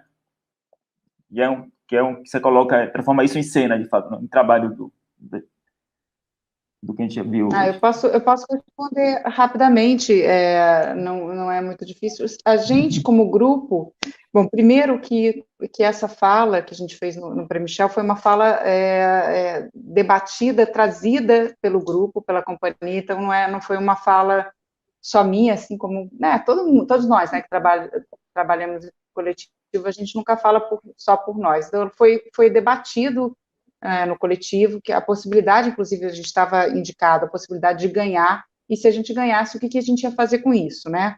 Então, acho que isso é a primeira coisa. A Shell, o debate que a gente queria estabelecer quando a gente fez essa denúncia, né, foi uma denúncia, na entrega do prêmio, a gente não sabia se a gente ia ganhar, mas se a gente ganhasse, a gente já tinha combinado que ia fazer isso, porque a gente chegou a pensar em não ir, não receber, em uma série de coisas, né? Porque se qualquer um que der um Google e ver o que significa Shell, né, uma empresa petrolífera que apoiou a ditadura em diversos países, que poluiu todo o Mar do Caribe e vários outros lugares, enfim, a lista de absurdos, de atrocidades é gigante.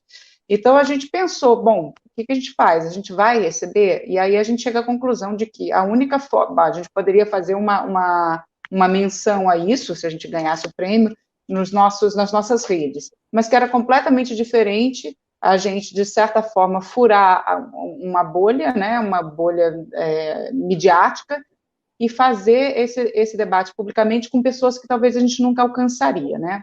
E depois é uma ironia a história da gente fazer a comparação entre o Shell e o Nobel, até porque, né, o Shell pagava 8 mil reais, tá, de prêmio, o Nobel é $1 milhão.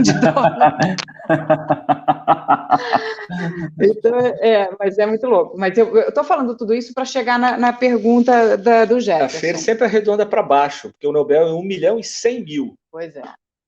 Dólares. Mas a Shell é 8 mil. A gente ficaria só com esses 100 mil de bom grado e não teria nenhum distribuiria, problema. Né, para os nossos coletivos todos, fazia festa. Mas, enfim. Então, aí a gente decidiu que nós iríamos, então, realmente a festa, a cerimônia, e o que eu falei foi, então, tirado coletivamente antes de eu subir. Isso já estava, de certa forma, era um roteiro que a gente já tinha ensaiado, né? Bom, quando a gente recebeu o prêmio, e eu falei essa frase que é do Eduardo Galeano, né, nem é nossa, esse texto, na verdade, metade do público aplaudiu, eram colegas nossos de teatro de Grupo de São Paulo, e a outra metade não sabia o que fazer. A Renata Sorra, que é uma querida, inclusive, não sabia o que fazer, e outras pessoas, algumas vaiaram, outras ficaram em silêncio. Por quê? Porque o que a gente estava colocando em debate naquele momento era justamente os modos de produção do trabalho que a gente faz. A gente faz um trabalho que é politizado, um trabalho que faz uma denúncia sobre os mecanismos, não só que proporcionaram a ditadura civil-militar, mas que continuam existindo no Brasil até hoje e nos países latino-americanos, Então, quer dizer, essa ideia de que a ditadura acabou, mais ou menos, tem lugares em que nunca deixou de existir Esquadrão da Morte, a gente tem a Lei de Segurança Nacional, agora a gente está vendo essa nova lei antiterrorismo, que vai ter uma repaginada aí pelo Bolsonaro, mas que foi criada dentro do governo Dilma, infelizmente, e que pode nos pegar justamente nesses momentos que a gente está indo para a rua, nos atos para derrubar esse governo. Então, enfim, tem toda uma estrutura, inclusive, a nossa passagem do período da ditadura estrito sensu para o período democrático foi uma passagem combinada inclusive com os militares, né? E como é que nós somos trabalhadoras da cultura, e que fazemos um trabalho crítico, né, para se pensar essa sociedade que a gente vive, como é que a gente vai achar que é normal que o principal prêmio de teatro do Brasil, que hoje é o principal prêmio, antigamente os prêmios se chamavam Prêmio Molière, agora chama Prêmio Shell. Saci. Saci, entendeu? Era Saci, era Molière, e agora sim chama Prêmio Shell, que nem a gente tem o Vivo Teatro, Espaço Cultural, Bradesco, não sei o que, é isso. Como é que a gente vai receber esse prêmio e não vai falar, gente, essa empresa com é dinheiro a empresa público, que dá... né? Com dinheiro público, né? Com dinheiro público, ainda por cima, obrigada, Hector, exatamente, porque todo esse debate sobre a questão da renúncia fiscal, das leis de renúncia fiscal, que surgem justamente no governo Collor e que são implementadas já no governo Sarney, elas usam o dinheiro público, essas grandes empresas usam o dinheiro público, às vezes 100%, com 100% de renúncia, para dar esses prêmios, né, para patrocinar os nossos trabalhos, enfim. Então, assim, a gente quis trazer esse debate. Mas aí, Jefferson, vou te dizer, para nossa decepção, uma parte da nossa categoria nos atacou. Na verdade, os movimentos sociais, grande parte dos movimentos sociais, fizeram coro conosco, inclusive nos apoiaram nas redes, mas uma parte da nossa categoria veio para cima da gente perguntando por que a gente tinha ido lá, por que a gente tinha aceito, por que a gente tinha comido o jantar do... porque a gente jantou lá, né, o coquetel, a gente foi lá, comeu o coquetel e cuspiu no prato que comeu. Então, assim, a gente não estava acreditando que a gente ia ter que ficar nesse debate mesquinho, enquanto o que a gente queria trazer justamente era o outro debate, né? Então, a gente reestreou o trabalho logo depois, acho que um mês depois. Então, a gente recebeu o prêmio por uma peça que estreou em 2013. Em 2014, a gente reestreia, depois a gente faz as viagens, inclusive fomos aí para o Ceará, e a gente não teve matéria de divulgação da reestreia. A gente ganhou um prêmio importante, mas nenhum jornalista quis nos dar, nem dos grandes jornais, né, da mídia hegemônica, nos dar a matéria da reestreia do trabalho. Então, assim, é isso, a gente vive, a censura, ela funciona hoje, né, de várias formas, né? Ela funciona no financiamento, no espaço que você ganha para poder dialogar com mais gente, os teatros que você ocupa ou não, enfim, são... Dominação total do espectro. Dominação total do espectro, Helena, exatamente, a dominação total do espectro. É isso. Tem outro comentário aqui também sobre o trabalho que eu queria trazer à tona, né? Claro, porque todo trabalho exige um recorte, né? Vocês recortaram, e aí porque como aborda esse amplo espectro também temporal, né? Tem um comentário que eu queria que vocês comentassem no tom de, talvez, um pouco falar mais do processo de criação. Eu entendo, assim, a pergunta, eu acho que pode ser. Um comentário que fala assim, do Aécio Oliveira, tá? Senti falta da guerra do Vietnã na peça. Embora a guitarra de Jimi Hendrix, em Woodstock, tenha falado a verdade do amplo espectro com a interpretação do hino dos Estados Unidos, né? Queria que vocês comentassem, porque eu acho que pode ajudar a comentar um pouco as opções, né? As opções de trabalho ou qualquer outra coisa que vocês queiram comentar. Só estou dando uma ideia. Bem, Fernando, você quer falar, Fê? Bom, eu acho que, na verdade, o Vietnã, ele falta no texto do Pinter. Realmente, o Pinter, ele não fala do Vietnã, né? Mas a gente trouxe o Vietnã na encenação de outras formas, né? A gente... porque a estrutura do nosso trabalho é o discurso do Pinter, né? Então, o nosso papel foi usar o discurso do Pinter para comentar esse imperialismo e o neocolonialismo, né, dos Estados Unidos, pelo mundo afora. Então, claro que algumas coisas ficam de fora, mas também é o nosso papel, em todas as camadas que o trabalho apresenta, trazer outras leituras desse discurso. Então, quando a gente também sentiu falta do Vietnã no texto do Pinter, por isso que foi até uma opção da direção trazer o Vietnã nesses outros aspectos da peça que não são necessariamente textuais, mas são os aspectos da imagem, essas imagens de arquivo que também já foram comentadas, e da música, né? Então, em um determinado... Então, foi uma proposta da direção, né, uma proposta do Fernando, que um quadro, um bloco do texto do Pinter que fala diretamente sobre a América Latina, ser um sanduíche, né, ser um recheio entre duas músicas que são músicas de luta contra a Guerra do Vietnã. São duas músicas estadunidenses, né, do Scott Heron e a outra, bom, The Revolution Will Not Be Televised e What's That's For, What's This Worth, alguma coisa assim, a música. E são duas músicas que são músicas de resistência, são músicas contra a Guerra do Vietnã, são músicas que estavam acontecendo, que estavam sendo cantadas pela boca dos estadunidenses, que eram contra essa guerra. E, inclusive, em uma dessas músicas, a imagem que passa é de um documentário sobre a Guerra do Vietnã, que mostra os soldados estadunidenses humilhando, né? É uma situação de subjugação, não mostra ninguém atirando em ninguém, não mostra ninguém bombardeando ninguém, mostra a relação de subjugação em que a população vietnamita estava em relação aos soldados estadunidenses, né? Assim, é um grande trecho, não sei se passou batido, né? Mas é um grande trecho em que mostram soldados ateando fogo nas casas da população vietnamita, deixando a pessoa nua no chão e humilhando de fato. Então, realmente, esse aspecto, apesar de não estar presente no discurso e não ter saído da boca, né, da Fernanda, a gente tenta trazer, a gente mesmo fala, é uma coisa que a gente tem muito costume de falar, assim, inclusive nos nossos, nesses debates que a gente tem feito, né, nessas parcerias, a gente fala que o trabalho é uma cebola que é formada por muitas camadas, né, mas essas camadas, elas não são camadas que a gente tira e joga fora, essa camada já é o conteúdo, né, então o texto é uma camada, as imagens são outra camada, as músicas são outra camada.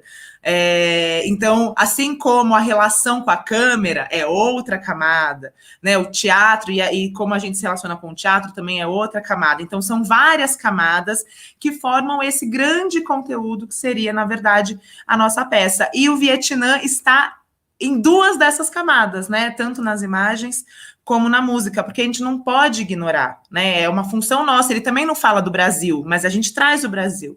A gente traz o Brasil na imagem do Bolsonaro, a gente traz o Brasil na imagem do general Heleno, né? A gente traz outras coisas que dialogam.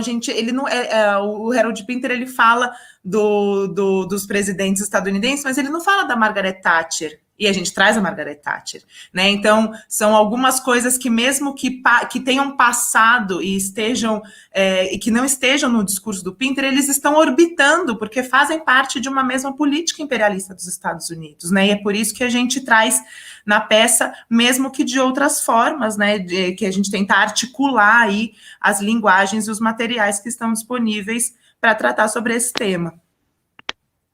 E no programa, né, Bia, porque tem uma outra coisa que também não aparece e que eu acho que é uma atualização importante da gente fazer. A gente está vendo aí uma mudança de eixo dentro do capitalismo mesmo, né, dentro do neoliberalismo, que é essa mudança de eixo agora para a China. E todo o debate que acontece, né, o que é a China? É comunista? É um capitalismo de Estado? Então, assim, isso para a gente nos interessa, isso tem a ver com a geopolítica que a gente está vivendo agora. Então, a gente tem um programa da peça, que vocês podem pegar, está em PDF, acho que ele fica na descrição do vídeo, em que a gente coloca em questão a China hoje. o papel do imperialismo chinês, inclusive, né? Quando a gente pensa na relação do Brasil com os demais países latino-americanos também, é uma relação, muitas vezes, de opressão, né? Então, esses pulos, essas análises históricas, como todo bom método materialista dialético ou do teatro épico dialético, a gente deixa para pensar, para que o público pense junto com a gente, né? A gente não dá todas as respostas, a gente apresenta alguns caminhos dentro do escopo do tema, do trabalho, e a nossa aposta é que justamente a gente pense junto com as pessoas. Não, eu estava pensando bem, só para acrescentar uma ideia, que os grandes vulcões têm 67 minutos e 14 segundos. Então, aí tem que pensar duas coisas a partir daí. Uma são as nossas inabilidades, as nossas insuficiências, eventualmente algumas do próprio Pinter, né? Mas eu digo que elas são culpa nossa, porque foi a gente que escolheu partir desse material e aí depois ficar atrapalhando o Pinter, né? Acrescentando, tirando coisas, etc. Né? Teve uma operação, né, assim, que foi feita, que é o que a gente chama de roteirizar, né, de construir um roteiro mais do que um texto dramatúrgico, é um roteiro cênico, né? Então tem essas culpas aí, mas tem uma outra coisa que eu acho que é essa que a Fer mencionou, que uma obra, né, de arte, mas talvez não pode ser, sei lá, um livro de sociologia ou qualquer outro, um livro de matemática, talvez ele também valha por aquilo que ele suscita sem dizer, né? Eu também cometi essas coisas que alguns daqui e algumas cometeram, né? Mestrado, doutorado. Eu lembro que no final da minha tese eu cito, eu acho que é uma daquelas coisas que a gente coloca como desculpa, assim, né? Eu faço uma citação do Althusser, olha só, né? Meio ápice do estruturalismo lá, mas ele diz que talvez tenha alguma coisa na obra do Marx que é o oco, é aquilo que ele não diz, mas que, portanto, entretanto, é muito importante. Eu nunca esqueci dessa frase, assim, ela é um pouco enigmática, eu acho que por isso que ela é interessante também, porque talvez ela não diga tudo também, né? Ela deixa um espaço para a criação, ou para a imaginação, que é essa palavra que a gente estava falando antes, essa ideia da imaginação, que é política e é poética ao mesmo tempo. Aí a gente se aproxima, tá vendo, Ari, de novo do Krenak, do Daniel Munduruku, do pensamento indígena. É verdade, os caras estão trazendo essa sabedoria, né? Não sei, isso que a gente está falando faz sentido para quem está ouvindo aí, assim, ou vocês acham que eu quero agradecer. Eu quero agradecer, assim... Não, porque eu não sei se a gente partiu para lugares muito esotéricos, mas... Eu quero agradecer não só como mediador aqui, mas também como professor do curso, sabendo que tem estudantes aqui, tem gente da graduação que viu o espetáculo e eu vou solicitar que veja também outras apresentações, pela riqueza do que um trabalho desperta. Riqueza de discussões densas em termos de teoria, em termos de política, em termos de cultura, riqueza sobre o poder da estética, no sentido de uma estética experimental que vocês trazem, não experimental no sentido clássico, uma coisa absurda, mas sim no sentido de se lançar na ousadia de ir. E aí eu queria falar um pouco do que me chama a atenção no trabalho, duas coisas, uma que me afeta muito pessoalmente, porque eu sou chileno, né, moro aqui no país há alguns anos, mas tenho essa história, né, junto com meus compatriotas, e com toda a Latinoamérica também, né, nossos diálogos com o Vitinho passam por aí. Mas, assim, queria agradecer porque isso dá a entender da potência de pensamento que é o trabalho artístico, né? O trabalho da arte quando ele se pretende um pouco remexer no social e operar como social, né? Não só do ponto de vista de uma relação de falar do que está dado, mas de alguma forma se perturbar com o que está dado. E aí vem um pouco a minha percepção que queria comentar, vocês querem comentar também, porque tem outra pergunta final, que é uma pergunta mais difícil, aparentemente é a mais simples, mas é a mais difícil de todas. Digo logo para não levantar suspeita que é como podemos lutar contra a repressão nesses tempos tão perturbadores? É a pergunta do Jefferson Santos. Mas de alguma forma me chamou a atenção... Desculpe, a gente não entendeu. Lutar contra... Lutar contra o quê? A repressão nestes tempos tão perturbadores, né? Estava até tentando fazer um esquema aqui, pensando nas contribuições do que vocês vinham falando, para no final também tentar esmiuçar um pouco o que a gente está fazendo aqui. Mas me chama muita atenção do trabalho de vocês, a riqueza cultural que vocês trazem.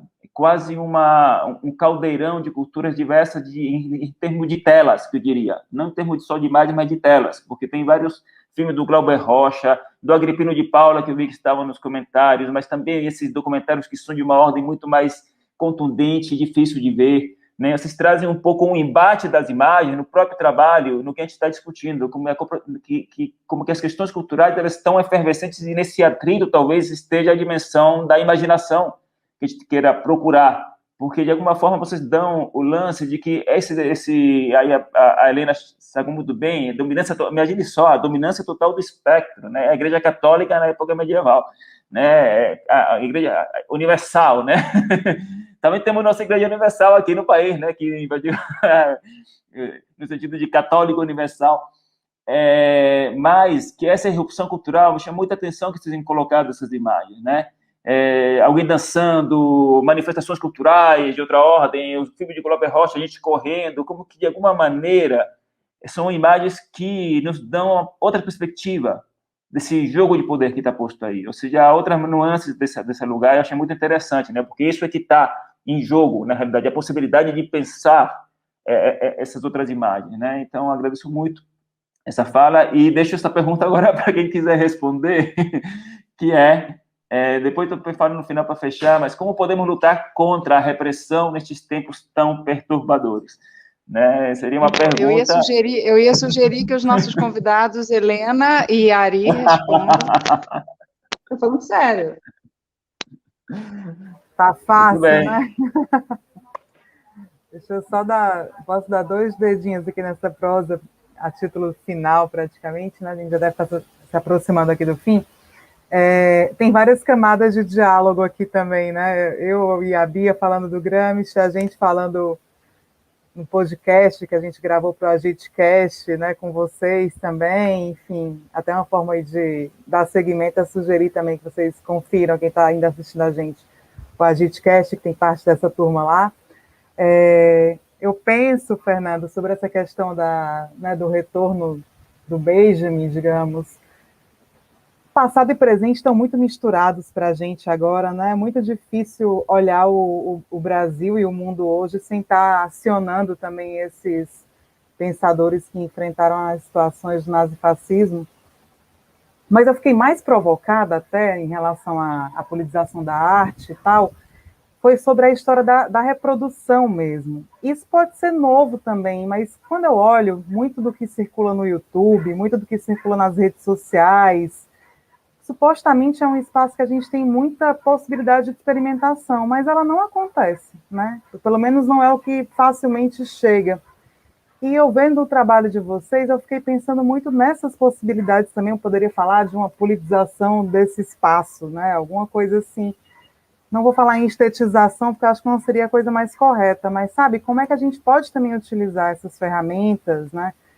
Que estão disponíveis aí para provocar, né, para ir além do que a gente tem visto. Eu orientei um trabalho no ano passado sobre canais do YouTube que tinham mais visualização no Brasil e que discutiam, e a tentativa era de pegar os canais que discutissem gênero. E já foi muito difícil, porque, enfim, sabe, a lógica do entretenimento, ela é a lógica que está sendo super generalizada, né? O cara fica falando sentado na cama dele, sobre qualquer coisa, o outro fica jogando. Isso tem milhões e milhões e milhões de seguidores, né? E, ao mesmo tempo, é muito difícil imaginar uma outra estética também, porque a gente está muito colonizado pela estética dominante, né? Ela é muito presente, então acho que eu fiquei muito provocada também de pensar essa reprodução, e talvez até porque, como eu tenho estudado muito os outros, né? Eu brinco que eu escolhi estudar os inimigos.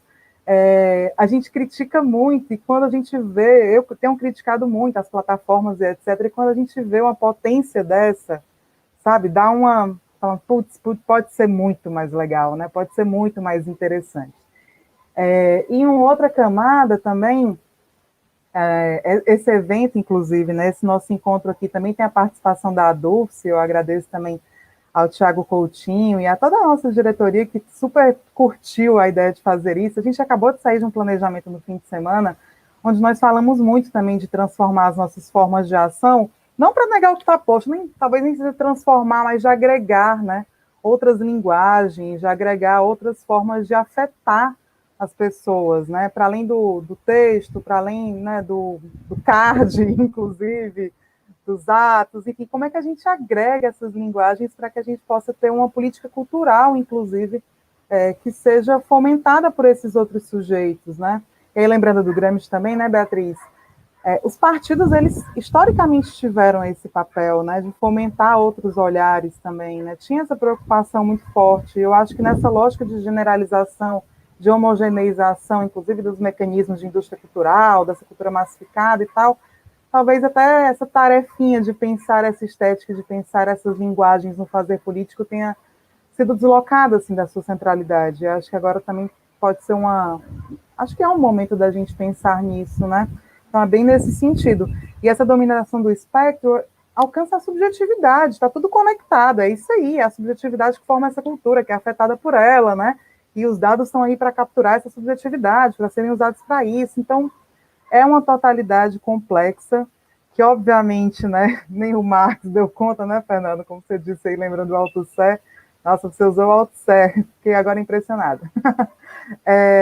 Mas acho que as pontas estão colocadas, né? E também o bom da arte é isso, né? Não tem, né, resposta pronta, nem fácil, nem receita de bolo, né? É muito mais deixar essas pontas também para que a gente possa, em outros circuitos, ir conectando e completando. Agradecer muito pelo espaço.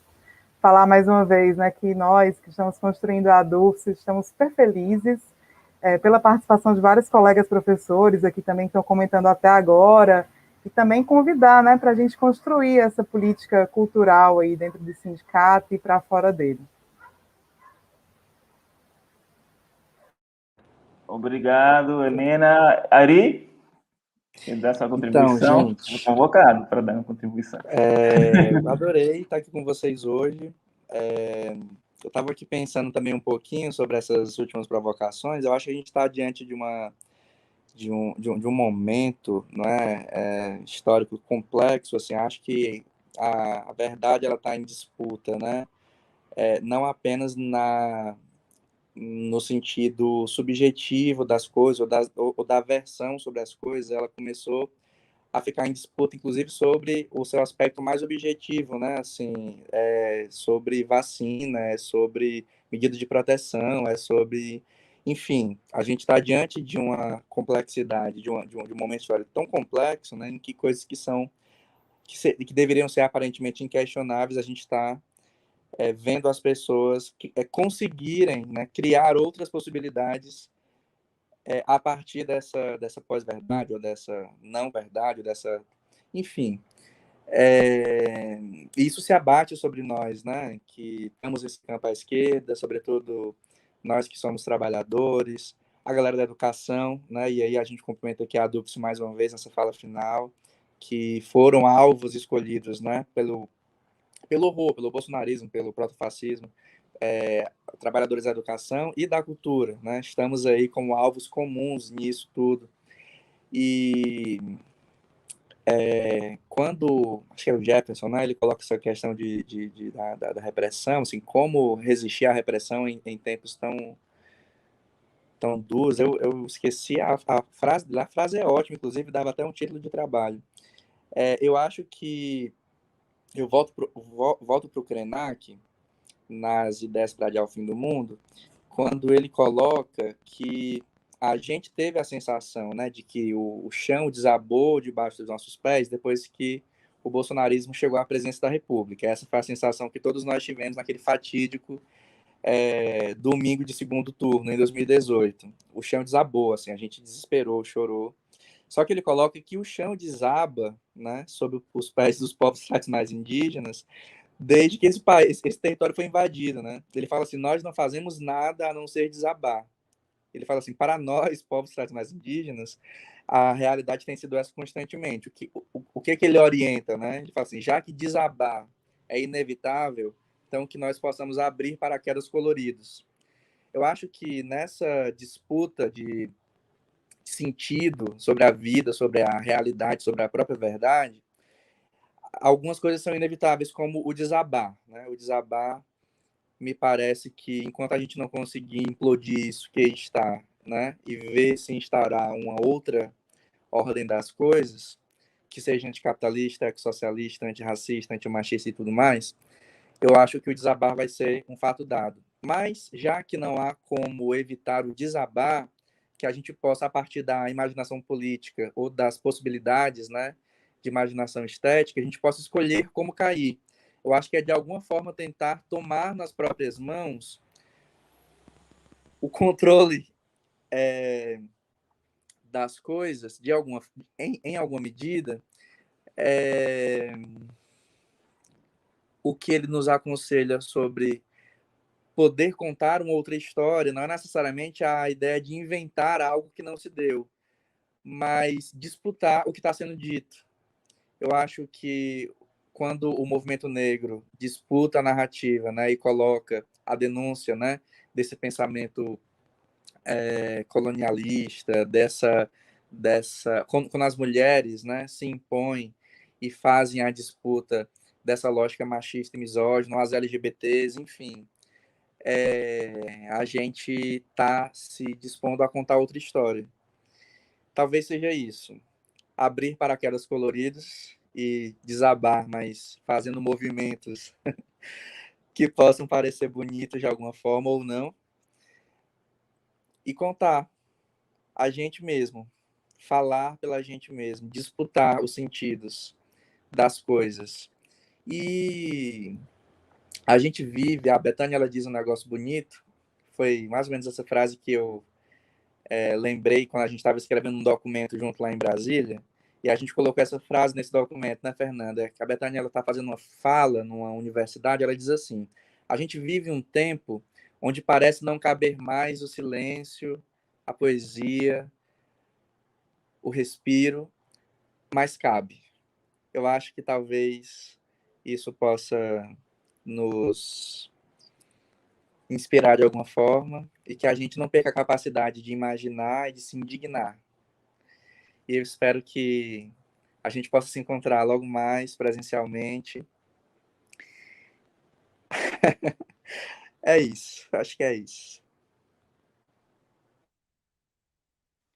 Eu queria aproveitar também Silviane, de despedir. como estamos com o tempo, Silviane? Estamos quase chegando ao fim, mas temos tempo ainda para fala e para pergunta. Tem para perguntas, mas eu já estou meio fazendo assim as despedidas, sem querer abortar a discussão, pelo contrário, a gente fez há um tempo atrás, né? Eu não sei se a Feira, a Bia, a Dani lembram, mas foi mais de 2 horas de conversa, assim, e porque a gente sempre fala, bom, é 1 hora e meia, né? E eu acho que foi 2 horas e tanto, e foi justamente porque eu acho que foi muito produtivo, mas eu imagino também o cansaço da tela, né? Assim, além do cansaço das inúmeras tarefas que as pessoas fazem e acabam sobrecarregando. Mas eu queria lembrar, talvez, 2 ou 3 episódios, situações. Uma delas tem a ver com o Pavilhão da Magnólia. Assim, eu descobri a Suzanne Lebeau, basicamente, talvez eu até tivesse lido alguma referência a ela, assistindo o Ogroleto, por exemplo. E, assim, eu estudei relativamente bem a Suzanne Lebeau, né? Assim, vi várias obras a partir dos textos. Ela é uma dramaturga, trabalha para a infância e adolescência.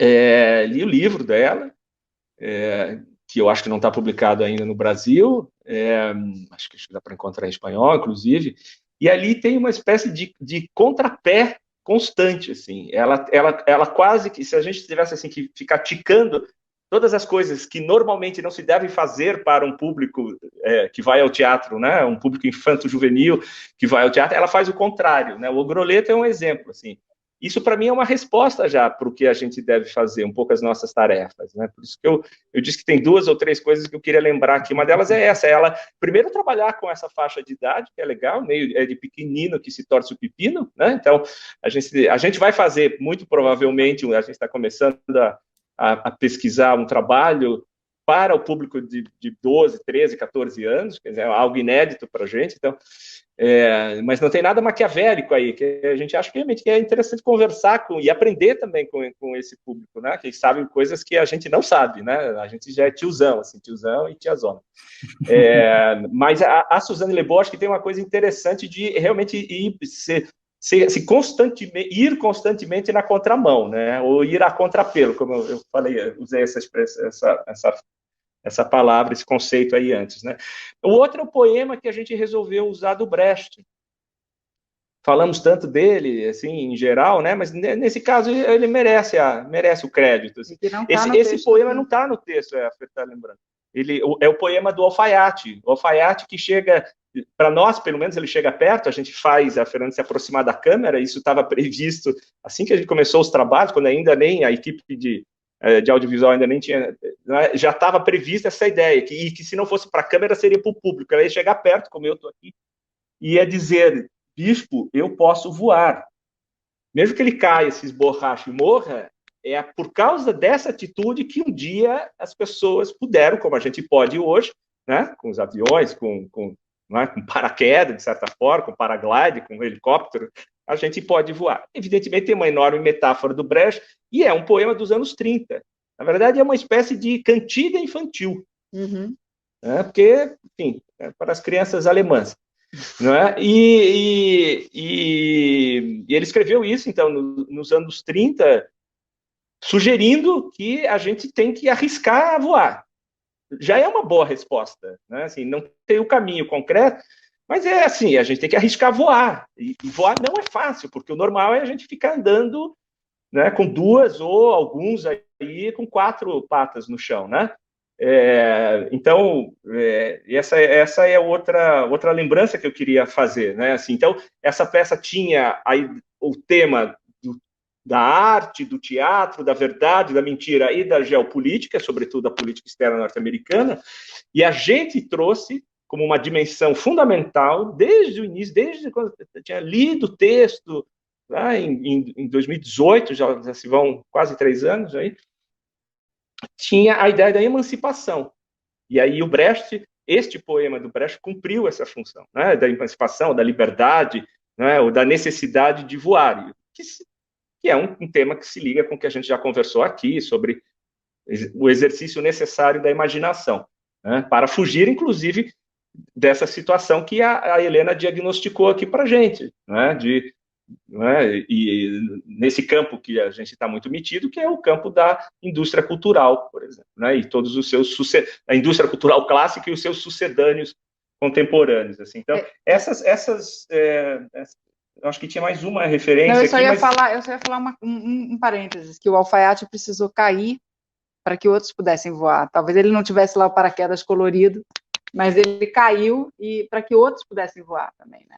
Essa ideia do alfaiate de Ulm, se vocês fizerem a pesquisa, em 3 segundos, se a internet for lenta, vocês vão encontrar um livro na internet que chama Alfaiate de Ulm, que é um dos nomes desse poema, né? Ele tem, enfim, tem uma polêmica lá, de título não importa muito agora, né? Mas ele é conhecido como Alfaiate de Ulm, que é o título que a gente... que é Ulm, a cidade, né? ULM, a cidade da Alemanha.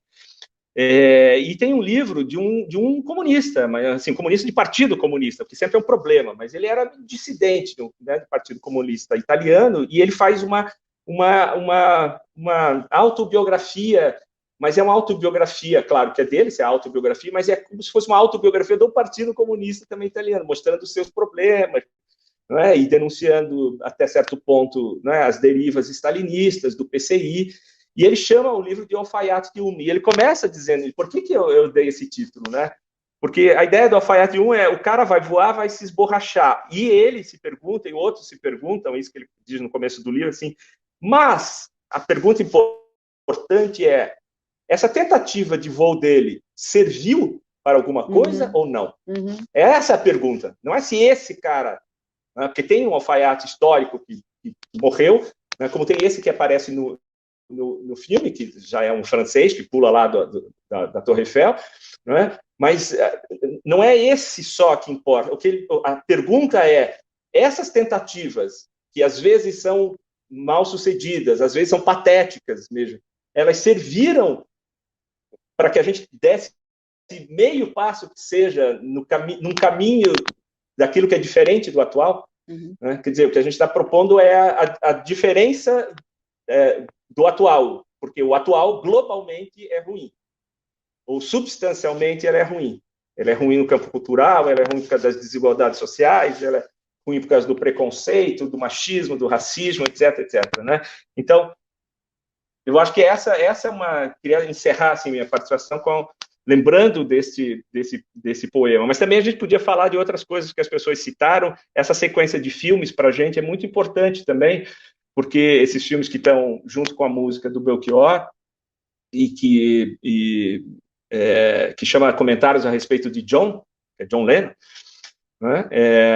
Esses filmes, assim, de forma muito modesta, eles apresentam uma espécie de diagnóstico ou de representação, através do cinema, da realidade nacional. Né? É claro que, na medida em que a gente entrasse nessas obras, a gente ia, talvez, entender por que a gente diz que elas fazem isso, né? Então, vocês já falaram de algumas aqui, não é? Pode ser do Glauber, que é mais conhecido, mas tem várias outras pessoas lá, que, inclusive, são muito pouco conhecidos. O Agripino, que você citou, por exemplo, praticamente sumiu, não é? A Luísio Raulino, que não sei se alguém conhece aqui, a Luísio Raulino, assim, um cineasta que eu acho muito, muito importante mesmo. E importante nos dois aspectos, assim, no aspecto, digamos, mais conteudístico, se a gente quisesse, e no aspecto de inovação formal, né? De criatividade na utilização da linguagem, né? Enfim, então, é isso que a gente tenta fazer ali naquele pedaço, tenta fazer com o poema do Brecht, enfim, é um pouco esse esforço aparentemente inglório. Mas pensando um pouco para terminar também, nessa ideia de cair e para que outros levantem, ou dessa aposta, eu queria trazer essa palavra aposta, né, que é que um outro camarada nosso muito querido, o Daniel Ben-Said, ele fala, né, se nos resta, a gente tem essa possibilidade da aposta, e é esse o lugar que a gente está. A gente não sabe se um dia a gente que está aqui vai ver uma sociedade realmente justa, ou essa sociedade que a gente sonha, socialista, mas a gente não tem outro lugar que não tem outra saída que não a aposta, e é essa aposta também que, de certa forma, vai nos movendo nesse caminho. E tem uma frase dele que eu adoro, que a gente escreve no quadrinho que fica lá em cima da geladeira, que é o amanhã começa, de fato, nas lutas de hoje. E eu acho que o amanhã, talvez comece amanhã, de fato, nas lutas de amanhã, sábado, 3, todo mundo na rua, contra Bolsonaro e tudo mais. É isso. Muitas tarefas nós temos pela frente, mas elas podem ser alegres, elas podem ser cheias de poesia, elas podem ser cheias de camaradagem. Essa palavra eu acho muito bonita, camarada, esse conceito do camarada, de solidariedade entre nós, da gente entender que a gente está do mesmo lado dessa trincheira. Então, eu acho que isso é um bom caminho, entender que a luta LGBT, a luta antirracista, a luta das mulheres, a luta anticapitalista, dos povos originários, nós estamos todos na mesma trincheira. E aí, a gente, partindo desse lugar, eu acho que a gente tem aí se não uma força gigante, a gente não tem o poder na nossa mão, mas a gente tem uma quantidade de gente considerável. É isso, os oprimidos são muito mais gente do que os opressores, né? Vamos deixar aí para a Bia. A felicidade é uma arma quente, né? É isso aí. A felicidade Vocês nem mencionaram que tinha o Belchior também, que é uma parte que a gente com certeza ficou cantando no sofá. Claro, pessoal do Ceará, claro. Ari, Helena, Daniela, Beatriz, querem umas palavras finais para fechar? Pelo visto, já estamos fechando, já estamos até estourados no tempo, já passamos um pouquinho. Então, se quiserem falar, é agora, para fechar, para se despedir até. Que é importante comentar que a pergunta do Vitor Furtado, nosso querido Vitinho, já abre a provocação para amanhã. Então, assim, dizer que as pessoas amanhã, o Coletivo Comum também vai estar aqui comentando mais sobre essa estética do videoteatro, teatro online. Então, a gente vai guardar essa pergunta para abrir o debate amanhã, que Vitinho vai estar mediando, tá bom? Então, a gente vai seguindo para as falas finais. Eu também vou falar no finalzinho. Posso fazer agradecimentos e um convite aí para vocês, em nome do Coletivo Comum, faço produção aí da companhia. Queria muito agradecer o convite. agradecer o Pavilhão da Magnólia, Casa Absurda, a DUF, participação de todas as meninas que fizeram as libras aí no vídeo, no debate. Obrigada mesmo a todo mundo que participou aqui, todo mundo que fez perguntas, a Silviane, o Tiago, que fizeram todo esse contato com a gente, Helena Martins, Ari Areia, Hector, muito obrigado por esse convite. Para a gente, realmente, o nosso trabalho só faz sentido se for em parceria com os movimentos sociais, com as organizações políticas, com outros grupos de teatro, e é por isso que nessa fase agora que a gente está, desse trabalho, a gente está fazendo várias apresentações em parcerias aí com organizações e coletivos. Então, a gente tem várias apresentações aí para fazer dos grandes vulcões. Quem tiver interesse aí em fazer uma parceria, para a gente fazer um debate depois, é só procurar a gente. E queria fazer um convite aí para quem quiser e puder acessar as nossas redes sociais, o nosso site, www.kiwiciadeteatro.com.br. A gente ainda está em fase de transição, logo vai ser www.coletivocomum.com.br, e lá a gente tem todos os nossos materiais aí cênicos das peças, tem acesso aí para os vídeos, né, para as gravações integrais, para os programas, e também para o nosso material, uma publicação, que é a Contrapelo. A gente tem 3 números, estão lá publicados integralmente, e tem também aí nas nossas redes o Coletivo Comum Convida. Helena Martins foi uma convidada nossa aí durante a pandemia. Em breve a gente continua com o Coletivo Comum Convida. Esse mês de julho aí a gente vai ter 2 Coletivos Comum Convida, provavelmente dia 17 e 24. Acho que é isso, né, gente? Muito, muito, muito obrigada aí pelo convite. Tem um programa da festa também. 17h31. Vamos mudar por conta do ato do dia 24, a gente deve mudar para o dia 31 aí, um dos Coletivos Comum Convida. E amanhã a gente se encontra aí nas ruas. Grande abraço. Hector, você quer fazer alguma Beatriz, fala? Beatriz, não sei se a Beatriz quer se despedir também, ou não? Posso seguir? Não, eu já estou super contemplada com a fala da Dani. A Dani é nossa chefa, a gente brinca que ela é nossa chefa, tudo que ela fala a gente assina embaixo. Fala isso mesmo, Dani. Mas agradecer muito, realmente essa parceria foi para a gente muito enriquecedora, e que venham próximas. Obrigada mesmo. Então, deixa eu fechar aqui, então, da minha parte, para passar a palavra para a Silviane. Alguém quer mais alguma coisa? Não, posso seguir, né? Vou seguir. Somente uma frase que eu tentei esboçar aqui, tentando conciliar as diversas discussões, me chama a atenção, também tem a ver com as inquietações que me atravessam, claro, a partir do trabalho que eu vi, né? Então, acho que eu vou para ver, vou ler uma frase só e com isso termino. Vou, né, de voar para ver, sentir, desenhar, construir até os grandes vulcões, com a erupção da imaginação, uma imaginação que nos abre no jogo do poder e atravessa o mais perturbador da memória, na luta pelo futuro, para que não nos fechem o futuro. Essa é uma sensação que eu fico, né? Então, dou a palavra a Silviane e agradeço a todo mundo pelo convite, também agradeço sobretudo ao grupo pelo excelente trabalho e inquietante trabalho, e que tenha vida longa, porque é importante levar essas discussões, sobretudo hoje, que a gente esqueceu nossa memória, recente, inclusive, né? De ditaduras e todas essas violências que nos atravessam no cotidiano. Que presente, Hector, sua fala. Muito obrigada. Minhas palavras também da Dani, também importante, né, Dani? Agradecer a todos os parceiros. Nós realmente não conseguimos fazer nada sozinhos, estamos do mesmo lado sempre, né, Fê? Obrigada, Fernando, por essa lembrança tão bonita. Eu estou muito curiosa para saber sobre esse novo espetáculo para a infância. Estamos aqui para todas as trocas possíveis. Começamos mesmo com os pequenos a falar sobre esse futuro, a reescrever essa história, né, que sempre nos foi contada de forma errada. E sempre vai caber, Ari, espaço para essa poesia. Tem que caber, né? Para a gente não perder essa esperança. Amanhã todo mundo vai estar na rua, a gente vai se encontrar de alguma forma. Eu recebi um pouquinho antes de começar aqui a nossa conversa, o meu agendamento, então amanhã eu vou para a rua vacinada. Fico Fico bem feliz. Fiquei bem emocionada. Um pouquinho chegou aqui a minha mensagem.